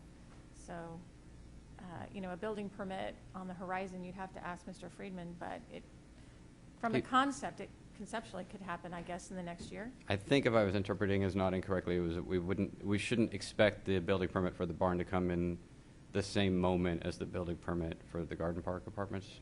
Right. Okay. So That's correct, because the Garden Park Apartments actually is in and actually is very close to being issued. Okay. Gotcha. Good stuff. Yeah. Yeah. I mean, I'm definitely supportive of issuing the 40. I'm just trying to figure out a way to get beyond the 40 that either meets our guidelines or that we could tell you to go back and fix our guidelines, but also simultaneously accounts for the fact that we will need some amount for the hotel. We can't, and we know what the upper range of that is, but we don't know the exact number for a variety of reasons, and so we actually don't know how much room we have to maneuver within that. At the point of the building permit issuance, how quickly after that do you have to pay your sewer hookup The fees? sewer treatment fees are due at building permit At that moment, issuance. okay. Yes.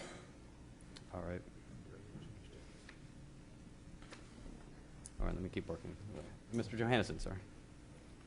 Yeah, I think I'd support that approach as well. I think, one of the things about a project like this, and we've had this discussion when we did the restaurant strategy, and also when Southport was starting to really develop out in the Nugget Shopping Center and those areas, that really it's the housing that drives the retail market, drives the restaurant market. When you have projects like this, of this quality, I think you have the ability to have people that move in there that have spendable money that actually support restaurants in the area.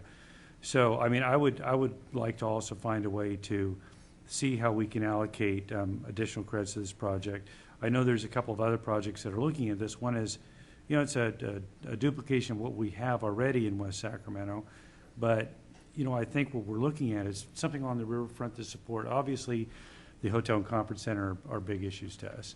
And in fact, the entire bridge district is a big issue to us in terms of, you know, how we're going to support a streetcar there, how we're going to support the urbanization of the Washington neighborhood. So I would be in sync with what the mayor's proposed in terms of looking at other ways to do this, to get those additional credits. Yeah, I'm trying to get my head around what a more specific, because I haven't actually proposed anything specific yet. I'm trying to figure out how to make this, how to make the math work, right? Because without knowing, being able to pin down the hotel piece, both on the supply side and the demand, you know, potential alternatives on the hotel, which could free it up. I mean, we need to have you know, a handful of credits in the bank for those kind of restaurant projects, but it doesn't need to be. We don't need that. I mean, our experience says we don't need that many, but when we need them, we really do. You know, having a dozen in the bank or something is actually very important for if somebody's going to open up a restaurant on West Capitol Avenue or what have you. They're not a big gigantic project, but it is really critical for that to happen. Or when we were dealing with the brewery before, so you can see carving that out. But even at 175, 180 credits remaining after that, you kind of have. And you take 40 out, then you're down to 135, 140. And if we don't know, if we don't have and it's just not a knowable number tonight, what we would have to have in order for the hotel depends on how much further beyond the 40 we can go. At the same time, but we can't wait. It sounds like waiting is problematic because the project has to write a check at building permits. You know, the issuance of the building permits, which we would all hope would be, you know, later tonight. So this is the challenge, trying to figure out how to get out of.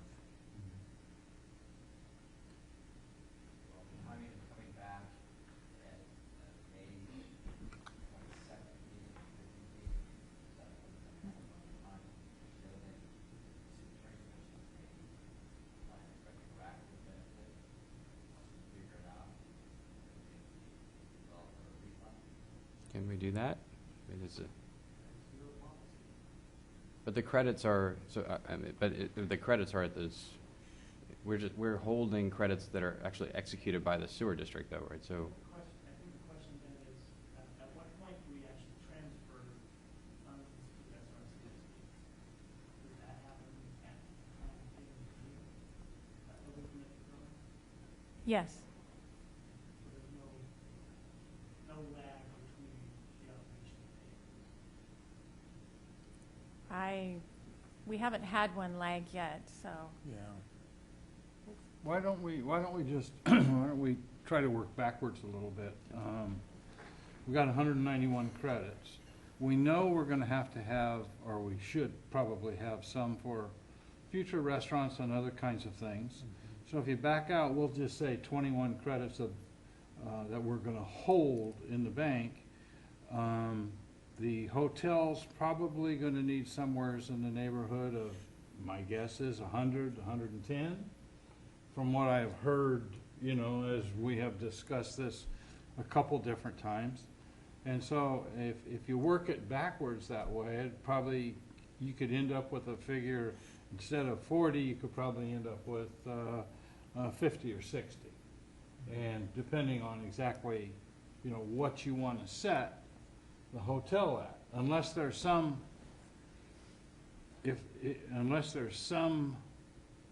reason that I'm really not sure of as far as a hotel is concerned.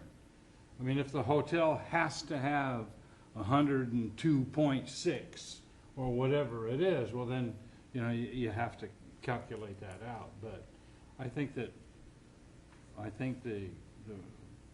Mr. Friedman is looking for something that is definite. I think council's looking for something that is definite. And, you know, quite frankly, once we get rid of these damn sewer credits, we'll all be better off. We're always fighting with them. I agree with that, all of that, except for the 110 part. I think we actually don't know that. And the challenge is in the pro formas and all the work that's led up to the hotel financing agreement, they basically assume that there won't be a sewer charge. And so we don't, you know, somehow that would, if we get it wrong, then we'll have to come up with the cash or something in order to make that work. That's the problem. Because I was originally thinking, well, what if we, you know, the whole project takes 106 of these sewer hookup units, essentially. What if we found a way to cover at least half of them? So 53. But even that doesn't, you know, the initial estimate, I think, in the staff report is that the hotel, you know, would need 150 credits, which obviously you couldn't do anything other than the 40. And if you do the 40, you've got nothing left for other restaurants. You may be able to, I mean, I think the hope is that, and the expectation is that, like other projects, there may be other sources of other sources of credits, which would be able to take that 150 number down. I don't know of any options that would take it down to 110. Okay. So that's what I worry about, is that that our wiggle room may not be enough to be able to make that kind of commitment tonight. I had big ideas earlier in the day too, but but this hotel one is making it a bit of a challenge. Give the finance director and the city manager a chance to confer a little bit.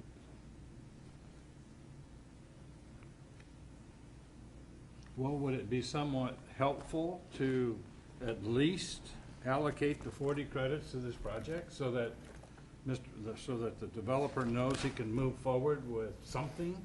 And if we do have some additional wiggle room, we can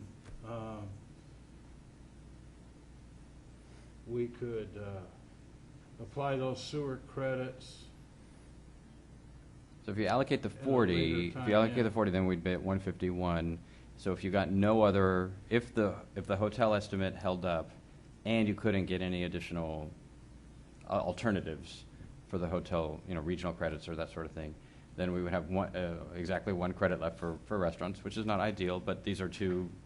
I mean, I could see the case for doing it based on the criticality of the project, but that's as far as you can go in terms of certainty, right? Did you get an amazing creative idea from Mr. Wright? Well, Mr. Mayor and Council, I regret we have not completed our exhaustive research on the possibility of maybe getting credits from other communities. We need a little time to do that. You could go with 40 tonight and then be able to come back at our next council meeting with an update about the ability to secure additional credits from other sources. Yeah, well, I mean, it sounds like we're trying to work with everybody to make it all work. So, you know, I don't know what you need. Right.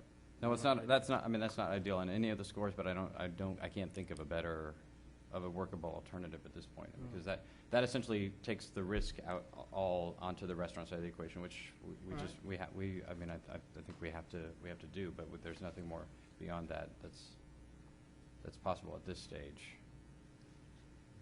So if I may, I could provide a little bit more detail on the hotel, not a lot, but the 150 that's in the agenda report, that is for the whole project.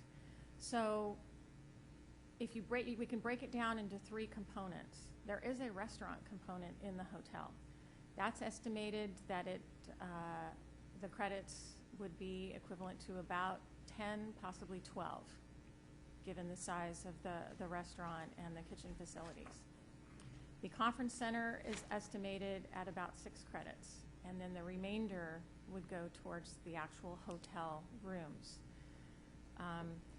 It's possible that the conference center could qualify as a regional significance, so that's where we might be able to access some credits from the regional bank or from other other cities in the district.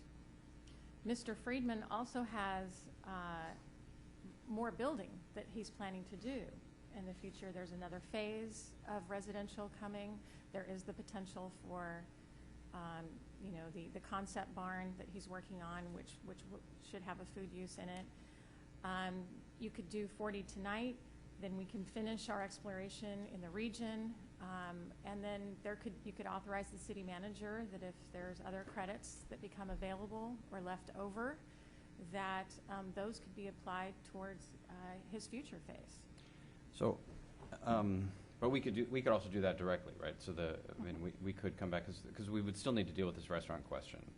I think in that way. And I was kind of scrawling. Well, if we were to be able to save some credits through these other means, could we split them between the restaurant pot and this pot or something? And that doesn't quite make sense. We don't need. I mean, if we saved 80 credits, we don't need 40 restaurant credits. It would be great if we did, but it's unlikely that we will. But we could fix our guidelines, put the Bridge District in, target them to this particular to the SGI catalyst, right, that we're talking about, that would be built in the near term, so that we'd provide some context for that. So, I mean, I don't think we could authorize the assignment of the 40 tonight, and then ask you to complete the work on the hotel, but bring us back revised guidelines, so we don't have to flagrantly violate our own guidelines that will accomplish the basic objectives that we outlined tonight around both restaurants and either this project or more likely future phases of this project. Okay. Does that make sense? Yeah. Okay. All right. So that would be the. Does that make sense to you? All right. So that would be the motion would be to authorize the city manager to assign up to the 40 credits to this project at the building permit point, and then direct staff to bring back guidelines to achieve the policy objectives that were just outlined. Okay. So is there a motion? Moved by Mr. Johannesson. Second. Seconded by Mr. Christoph. Seeing no further discussion, all those in favor, please say aye. Aye. Any opposed? Hearing none, motion carries. Thank you. Thank you, sir. Item 13 is presentation of Washington Overpass Project and 5th and Tower Bridge Gateway intersection.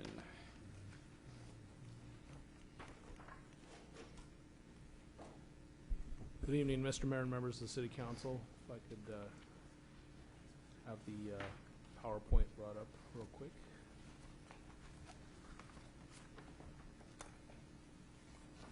I have a short PowerPoint presentation to facilitate the discussion.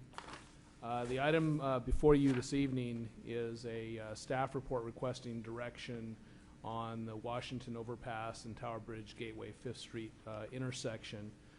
In this, staff is recommending closure of the Washington Overpass for 3 reasons, which I'll go through.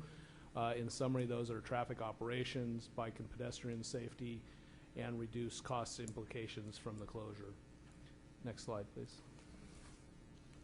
The study area is indicated on the overhead. Includes an area from the intersection of Garden and West Capitol Avenue, east to the 5th and TBG intersection, up to the railroad tracks and south, essentially just below Tower Bridge Gateway. Next slide. This is being brought to you basically for 2 reasons this evening, because of projects that are pending, resulting from a discussion of the traffic and potential closure of the underpass of Tower Bridge, or of the Washington overpass. One of those being the Grand Gateway project. There's been several discussions by the council of the Grand Gateway project. That project has the West Capitol Avenue bisecting it, and in order to implement a strategy to bring that project to development stages, guidance is needed from the council in terms of whether or not that West Capitol bisection is a part of the project or is not. Next slide. The other part of this is that is going to be coming before the council very shortly is the Washington Overpass, and want to give a little bit of history on that project. In 1987, the city assumed ownership of this bridge structure. It's a very simplistic railroad bridge that was created quite some time ago to facilitate movement of traffic that was once a railroad line west of the port. Back when the port was created, a bypass called the Washington Bypass was created essentially to facilitate that former railroad, the Sacramento Northern Railroad, was created to facilitate getting the traffic out of rail traffic out of West Sacramento up into the UP main line. And so in 1987, when the city incorporated, the city inherited the ownership of this bridge structure from the county. The ownership is, as stated, is owned by the city. The actual track itself is owned by Union Pacific Railroad.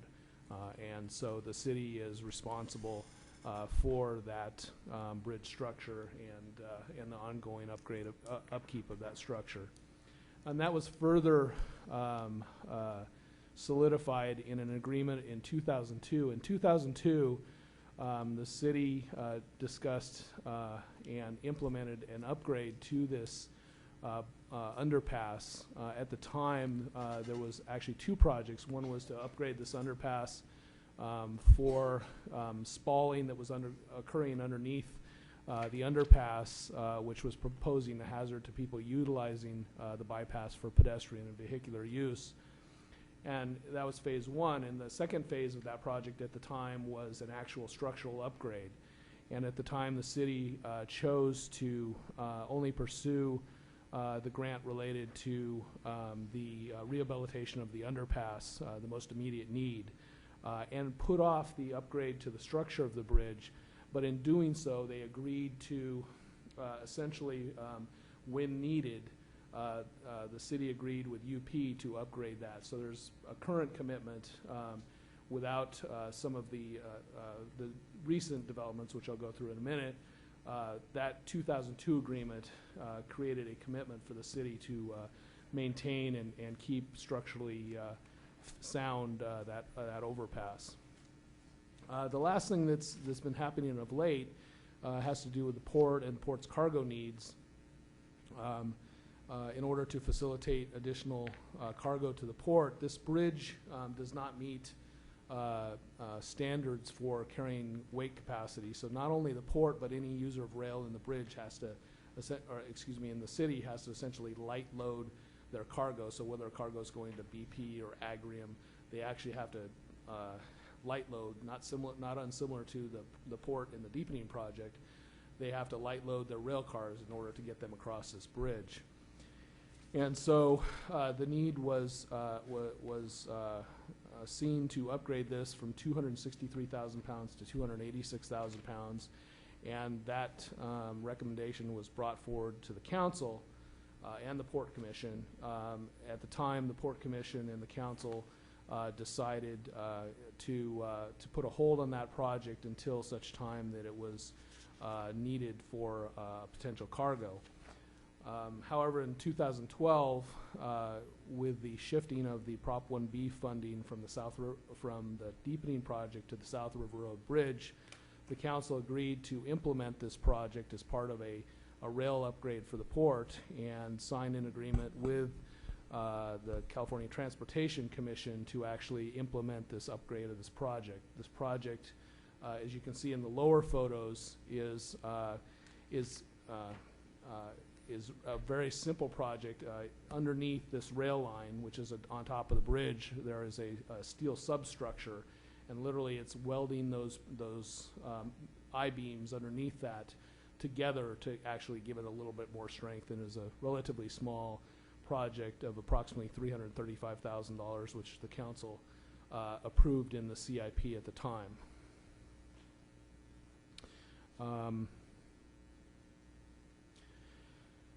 Part of this project that the council agreed to do as part of this 5-phase Prop 1B project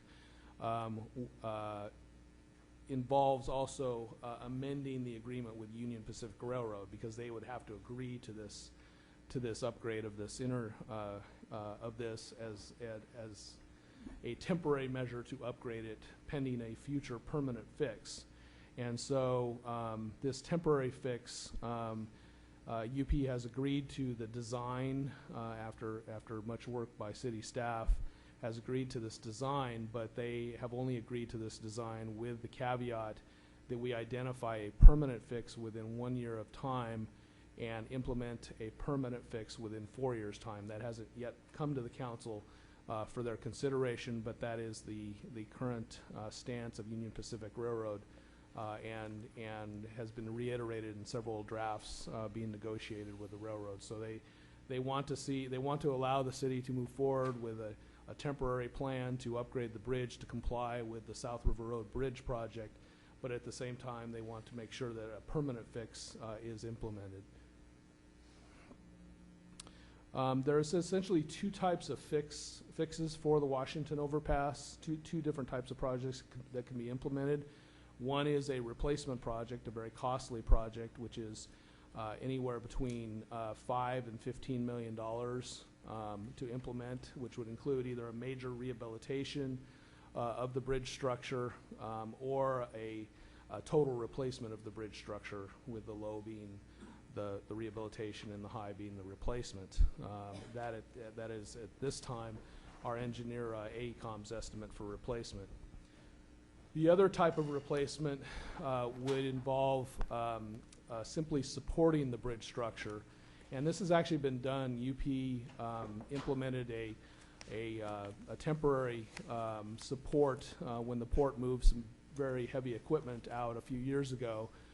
We had to temporarily temporarily support this bridge to get that equipment out of there. And how that was done was by putting a temporary support underneath the bridge structure, allowing train traffic of a heavy nature to move across that bridge. That translated into a permanent support structure would be likely in the $500,000 to $700,000 range for that to convert that into a permanent support with allowances for pedestrian and bicycle traffic underneath. Next slide, please. As you can see from this, relatively from this drawing, and I'm sure many of you have gone through this tunnel many times, there are some pretty severe bike and pedestrian issues currently with that. We've had a number of accidents involving vehicles, involving pedestrians, involving bicycles in this underpass over the years. It has a very, very small pedestrian sidewalk underneath it. It has no bike lanes, and the travel lanes are relatively small and cause a very close proximity between pedestrians and bicycles and autos, leading to this relatively unsafe situation, and has led to accidents as stated. So the existing situation with pedestrians is not good with this structure. Next slide. The other part of this is, and it is very much connected, is the 5th and Tower Bridge Gateway intersection. This intersection was a key component of the Bridge District infrastructure associated with the Prop 1C grant that was implemented over the past few years by the city. This intersection is probably one of the most complicated intersections in the entire city. It's actually a double intersection.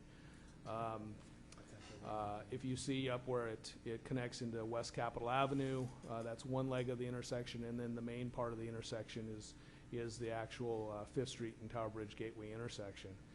What happens with this double type of intersection is that you essentially create, in this case, there's over 21 traffic movements that can move it during the operation of this signal, and it creates some very significant impacts on traffic, on pedestrians, and upon bicycles in this area, and really makes it a very hard interchange to manage when we look at the whole system of intersections. When you go all the way from Garden Street all the way to 3rd Street. Ideally, you create intersections that can be connected together. Maybe we can go to the next slide. When you connect intersections together, it's very difficult with a double intersection to time that with other normal intersections. You really can never get that timing right. If it was a single intersection, which is what staff is proposing, with a closure, you essentially put in a stop sign at West Capitol Avenue. It would function much better, both from a traffic standpoint, from a pedestrian standpoint, and through full build out of the Bridge District would give the council and the city some certainty in terms of that intersection functioning properly. 5th Street has become a major north-south commute route with the opening of 5th Street, and you know, some of our original estimates for level of service we may have to look at those a little bit more in the future. This intersection already is already slated a full build out at best case at level C, but probably more likely E or F with this, and converting this to a single intersection as opposed to a dual intersection would help improve that. Next slide. Pedestrian, as I mentioned, is very challenged in this area, and literally, to give you an idea of this, because of the complexity of the intersection, you have to connect all of the pedestrian linkages. So when a pedestrian pushes an actuation button to cross the street, he's actually activating the entire intersection. So if he actually makes 2 movements, he crosses TBG and then crosses 5th Street, he literally can shut down that intersection for almost 2 minutes, which doesn't seem like a long period of time unless it's in traffic operations, and that's a huge amount of time. And we see some pretty severe backup at the PM peak hour and also during the lunch hour. And really, it's caused some unsafe situations. We get some backup, some stacking in the very short intersection there, which makes pedestrian crossing even more difficult when you have cars that are in that kind of no man's land area that are blocking pedestrian sidewalks, or not sidewalks, but pedestrian crossings and other pedestrian features. Next slide, please. In terms of business access, what the segment from the Washington overpass to 5th Street basically contains is 2 businesses. It contains the Rayleigh's Corporate Center, and it contains the Welcome Grove Mobile Home Park. Those 2 businesses utilize it in different fashions. Welcome Grove utilizes the West Capitol segment, east of the overpass exclusively, and then Rayleigh's, the Rayleigh's Annex utilizes the West Capitol segment for entry and exit, but the Rayleigh's headquarters building actually utilizes 5th Street. So the businesses that would be impacted by a potential closure are really the Annex and Welcome Grove. They would still be able to, all of the turning movements that they currently have now would still be possible with a closed intersection, but there may be some increased delay during the PM peak hour of getting in and out of that area, but their access does not change at all with a potential closure. Just it might be a little more difficult during certain times when you have everyone leaving work at Rayleigh's and adding to that the PM peak hour. Next slide. In conclusion, we think there's many benefits to a closure to both projects, both the overpass itself and the implementation of the repair on that, but also to the TBG intersection. There's traffic would greatly improve with the closure, would make 5th Street and TBG operate much more efficiently. It would provide full pedestrian and bicycle access utilizing the underpass. Right now, as I indicated earlier, there's quite a safety situation in that underpass, and opening that exclusively to pedestrians and bikes would greatly improve that. and reduce that conflict. The other thing that it would do, it would actually give to cyclists, it would actually cater to both types of cyclists. The advanced cyclists would probably still utilize the bike lanes on the new roadways along TBG, but it would give the slower cyclists, the folks that want to utilize a Class 1 bike trail, it would give them the ability to utilize that underpass and create a much more calmer situation to transit back and forth to the Washington neighborhood. And then lastly, as I indicated, the cost for the closure option is far greater than the option of building a new bridge, which is something that would have to be done at some point to comply with the 2002 agreement, and certainly if the council approves an agreement with UP to implement the current project. With that, again, we're recommending closure, and we would like to get direction from the council if we could, so that to implement both this project and the Grand Gateway project. All right, thank you, Mr. Lucan. Mr. Johannesson. Yeah, Mr. Lucan, have you reached out to Welcome Grove at all to let them know the plans? Not yet. We were trying to seek council direction, and then we would do that. All right. Yeah, So I would no, we definitely. have not done that to them or Rayleigh's. Right. Okay. Mike, what eventually happens to the rail component? Well, one other, I didn't mention this, but one other aspect of a lower cost alternative is that eventually, someday when we are able to implement the West Side Rail Relocation Project and move rail to the west side of the city, we won't have that rail line anymore. So staff doesn't feel that it's prudent to invest $5 to $15 million in a bridge that someday is going to be obsolete. Even if you used it for a pedestrian-only bike trail, for example, if you did a rails to trails type of project, you wouldn't need that type of upgrade for that. It could have a much more or much less expensive upgrade as we're proposing with this support.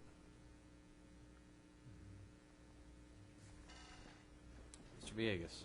And so what happens with the southbound 5th Street at Tower Bridge Gateway? Because right now you have 2 turn lanes heading eastbound. So so everything gets queued up deep for heading back north on 5th Street, trying to continue on south because there's only one lane. So does that turn into 2 turning lanes, or what happens there? Would there be none of the lanes change and function at all. All you really have is, instead of a traffic signal where folks that are going eastbound on West Capitol Avenue, coming either they instead of having a traffic signal would have a stop sign, and they would be able to turn left, turn right. The only impact would be is during the peak hour. It may be they may have a little more wait time to get in and out of there, especially if they're turning left and north onto 5th. It might be a longer wait. Because it's a mess. I mean, during the peak traffic hours, the evening peak traffic hours heading southbound on 5th Street, you've only got one lane going straight towards the ballpark. So that wouldn't change then, because even though, because you'd have a stop sign for the eastbound West Cap traffic, but you wouldn't, that wouldn't change at all. Right. The traffic going southbound on 5th would utilize the signal as they do now. With the one lane. Right. And then there are 2. Right. Why are there 2 heading back east? It seems excessive. Even during the peak traffic times, there is nobody in those lanes.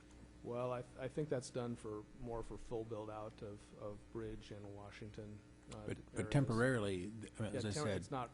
We try to build the intersection at what we're going to need in the future. So, sure. So it's a bit overbuilt right now. Yeah, it's just clunky. I mean, I don't know what the process is to look at it to see whether or not, at least even temporarily, of the 3 lanes, it seems to have 2 turning lanes, neither of which have any traffic in them during the peak commute hours at 5 o'clock heading back into West Sacramento. It just seems a bit, I don't know, it just seems like a bit of a waste.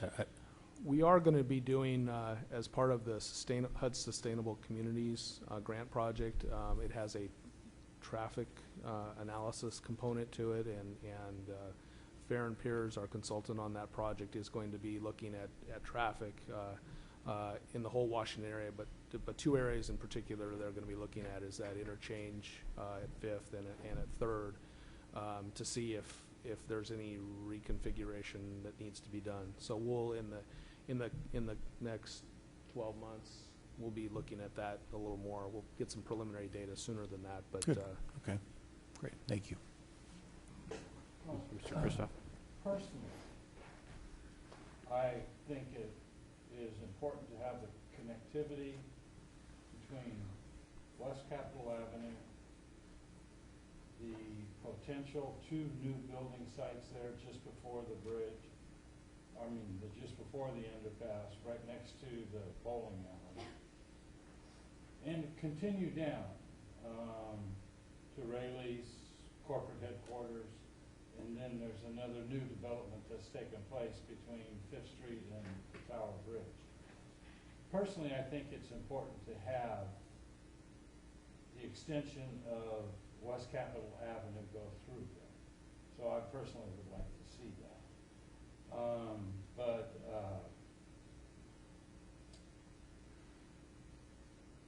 I think that there's also a part of me that says it's okay to have the pedestrian and the bicycle that can do that. I don't know, it just seems like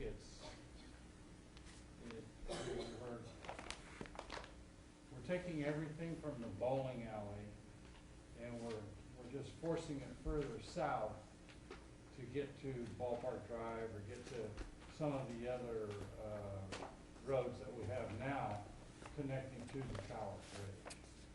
And I don't know, personally I'd like to see it stay as West Capitol Avenue. I mean, to me, it's really not that close. But even if it were, the 5 to 10 million, you lost me at $5 to $15 million. I don't know where we would come up with, even if all the issues that you raised around Tower Bridge Gateway and 5th Street weren't there, and they're very serious. We don't have $5 to $15 million to build this essentially temporary bridge facility for the 5 people a day that are driving on that West Capitol extension. I mean, I parked my bike out there over the weekend, a couple of days last week, just to get a sense of it. I'm not a traffic counter, but it's so little used. There are actually quite a few people walking down it and biking, but there's very few cars on it. And we could pay everybody that uses it. We could pay $1,000 and still have $10 million left over if we had $15 million. So it's just not, the value isn't there compared to the $5 to $15 million cost. And then when you look at the Tower Bridge Gateway issue, which is not really even about Tower Bridge Gateway, because of the improvements that we've made, 5th Street has become the principal artery for Broderick, to be able to connect to the freeway, to our downtown, and for parts of Sacramento beyond the I Street Bridge. It's a very critical and to get to the freeway in both directions. It's a hugely important artery for the northern part of the city to connect to these amenities, and sort of unexpectedly, or maybe I'm sure our traffic folks expected, but for Southport, it's a giantly important arterial because instead of you've always had to get off at Jefferson and then take your life in your own hands at the stop sign, hoping that maybe you might be able to turn left as there's cars coming from every direction with no synchronization of the lights to ever give you a chance. And so, not surprisingly, people who can avoid that are avoiding that and using 5th Street as an alternative, get down to 15th Street. People who live in Old West Sacramento, south of where Bill and I have been, are also using it because it's for the same reason. It is the most direct, convenient way to get from our downtown or Sacramento's downtown or the waterfront district to most of the State Streets neighborhood. And so it's a hugely important connector in the city, and yet you have to wait an hour to cross, and then when the light turns green, even a car can't get across before it turns. You could be the second car in line to cross that street. It turns green, and it's yellow when you're halfway through the intersection. And you think about, somebody, a bicyclist or a pedestrian or someone with any kind of mobility issues, forget it. You just can't cross. So it's just awful. I mean, in every possible direction. And as you say, you never know how long it's going to take. So it's a really big problem. And the benefit on the West Capitol extension side isn't really that significant. And then you throw in the money, and that breaks whatever tie that there might have been between the two of those. So I think it is the right recommendation on this. I mean, I know you've tried the same thing at the park. At Park in Jefferson, which the numbers are different. I mean, there is greater usage of Park Boulevard, and Park Boulevard really is an essential. There's no good alternative for a good chunk of Old West Sacramento to be able to connect to Jefferson without cutting through people's neighborhoods, without using Park. That is not the case on the West Capitol extension, and so to me, this does make sense as a recommendation. The only thing I would quarrel with is as you look at this, I'm not even convinced a three-way stop is the right. If I have the three ways correct, I mean, if you're coming off Tower Bridge Gateway to go to Broderick, and you immediately turn right, you're at a stop sign. You could easily see that at rush hour, stopping up, and you still have these other issues of trying to cross and then turn. So I mean, I know you'll look at that, and maybe that's part of the Washington Sustainable Communities analysis as well, but paying attention to that. And then my impression is the same as Mr. Villegas's, although the traffic counts will get at this, is that maybe we assumed when we built the intersection that most of the drivers coming from Broderick would be turning right onto Tower Bridge Gateway, perhaps to go to the freeway. That hasn't been sort of my anecdotal experience, that there are a lot of folks who want to continue on Fifth Street to go to the Nugget or to Whitey's or to the ballpark, or to get on Highway 50 going east without going, without having to get off at Jefferson and turn left. And so it feels as though, and obviously you need to check this empirically, but it feels like there is more demand than we might have anticipated for going straight through the intersection than we thought when we striped it for two right turn movements. But that's a empirical question to figure out. But I think this is the right recommendation, if for nothing else, for the financial implications. Yeah, exactly. Any other discussion? All right. So do you need a motion, or do you have sufficient direction? I think we have enough direction, and as Mr. Johannesson mentioned, I think we have some outreach to do with the property owners as well, get their input. Okay. All right, thank you. All right, item 14, recognizing that it's 9:25, Mr. Tuttle. At this late hour, it's Mr. Lucan, sorry. I will take very, very little time, and all I'm really going to do is to indicate what I've given you this evening on your dais. As we get ready for cap to cap, the three council members attending, Mayor Cabalden, Councilmember Villegas, and Mayor Pro Tem Ledesma are attending for the city, and myself, and then also 5 members now from the Chamber of Commerce and 3 members from the Washington Unified School District. You have on your dais all the working papers that literally just came out. That just came out literally yesterday for all of the teams. So it's a nice, big, thick set of reading to do on the plane. I've also distributed to you, in addition to our normal, I know you've all seen this, our federal priorities brochure. In addition to that, some other light reading is the Community Streetcar Coalition has put out a new book on streetcar projects throughout the U.S., an update to the last one. And so we've given you, Holland and Knight has graciously provided a copy to the council for that. And then also I will leave with you, it's not on your desk tonight, another very important bit of information for the streetcar. The National Association of Realtors has just come out with a new study on how public transportation benefits real estate prices, essentially, and leasing in 5 different cities in the United States. So even a very conservative organization like the Board of Realtors now has come out in support of transit and especially streetcar. So with that, can you send a copy of that to Jason Goff at Region Builders? No, not Region Builders, at the... We will, The yes. commercial real estate broker on the streetcar committee from Sacramento. All right? We will. So with that, unless you have Any any questions. All right, thank you, Mr. Lucan. All right, council calendar. Yes, Mr. Mayor, the council's not scheduled to meet again until May 1st, and at that meeting, we have two council members who are not going to be present, and the council may wish to consider having another meeting canceling that meeting and meeting on May 8th instead. So we're asking for direction in that regard. All right, and members of the council had a chance to look at their calendars for May 15th as to whether that will work. Repeat May 8th? I'm sorry, May 8th, yes, we already scheduled May. We already are scheduled to meet on May 15th, so you'd be meeting on the 8th and the 15th if we move that meeting. And Mr. Johannesson has reminded me I am likely to be at least late on the 15th.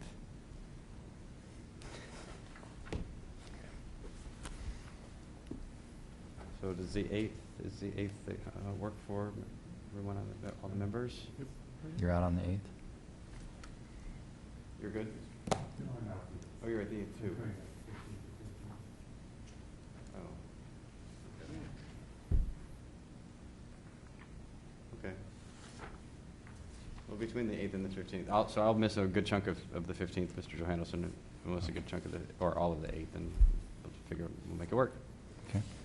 All right, so if there's no objection, that'll be the order. We'll shift the meeting on the 1st to the 8th, so we'll at least have four members present instead of 3. Yeah, Cap to Cap is this coming Monday, Tuesday, Wednesday?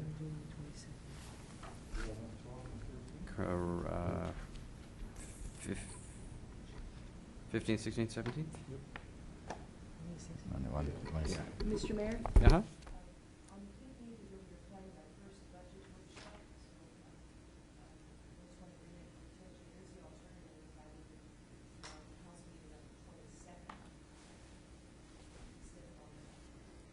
All right.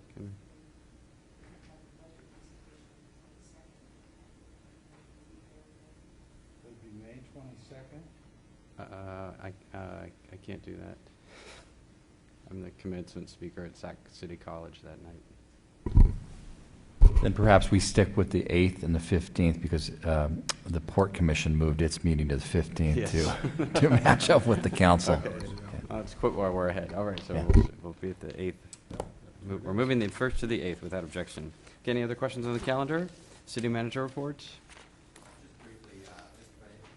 Mentioned the grand opening of the DRC. We are getting additional information on the 109 population from West Sacramento that's using the services there, and the impact of transportation from West Sacramento to Woodland, if that's a deterrent, and getting additional information on a future program in the city. And we'll provide that as soon as we get those details. Any questions on the city manager report? City attorney report? Staff direction from members of the council? Mr. Kristoff? Marty, whatever happened to that study about animal shelters, that joining Sacramento, how much it would cost? We do not have that information yet. Okay. All right, we have no future agenda item requests, so is there a motion to adjourn? So moved. Been moved by Mr. Villegas and seconded by Mr. Johannesson. All those in favor, please say aye. Aye. Any opposed? Hearing none, motion carries. Meeting is adjourned.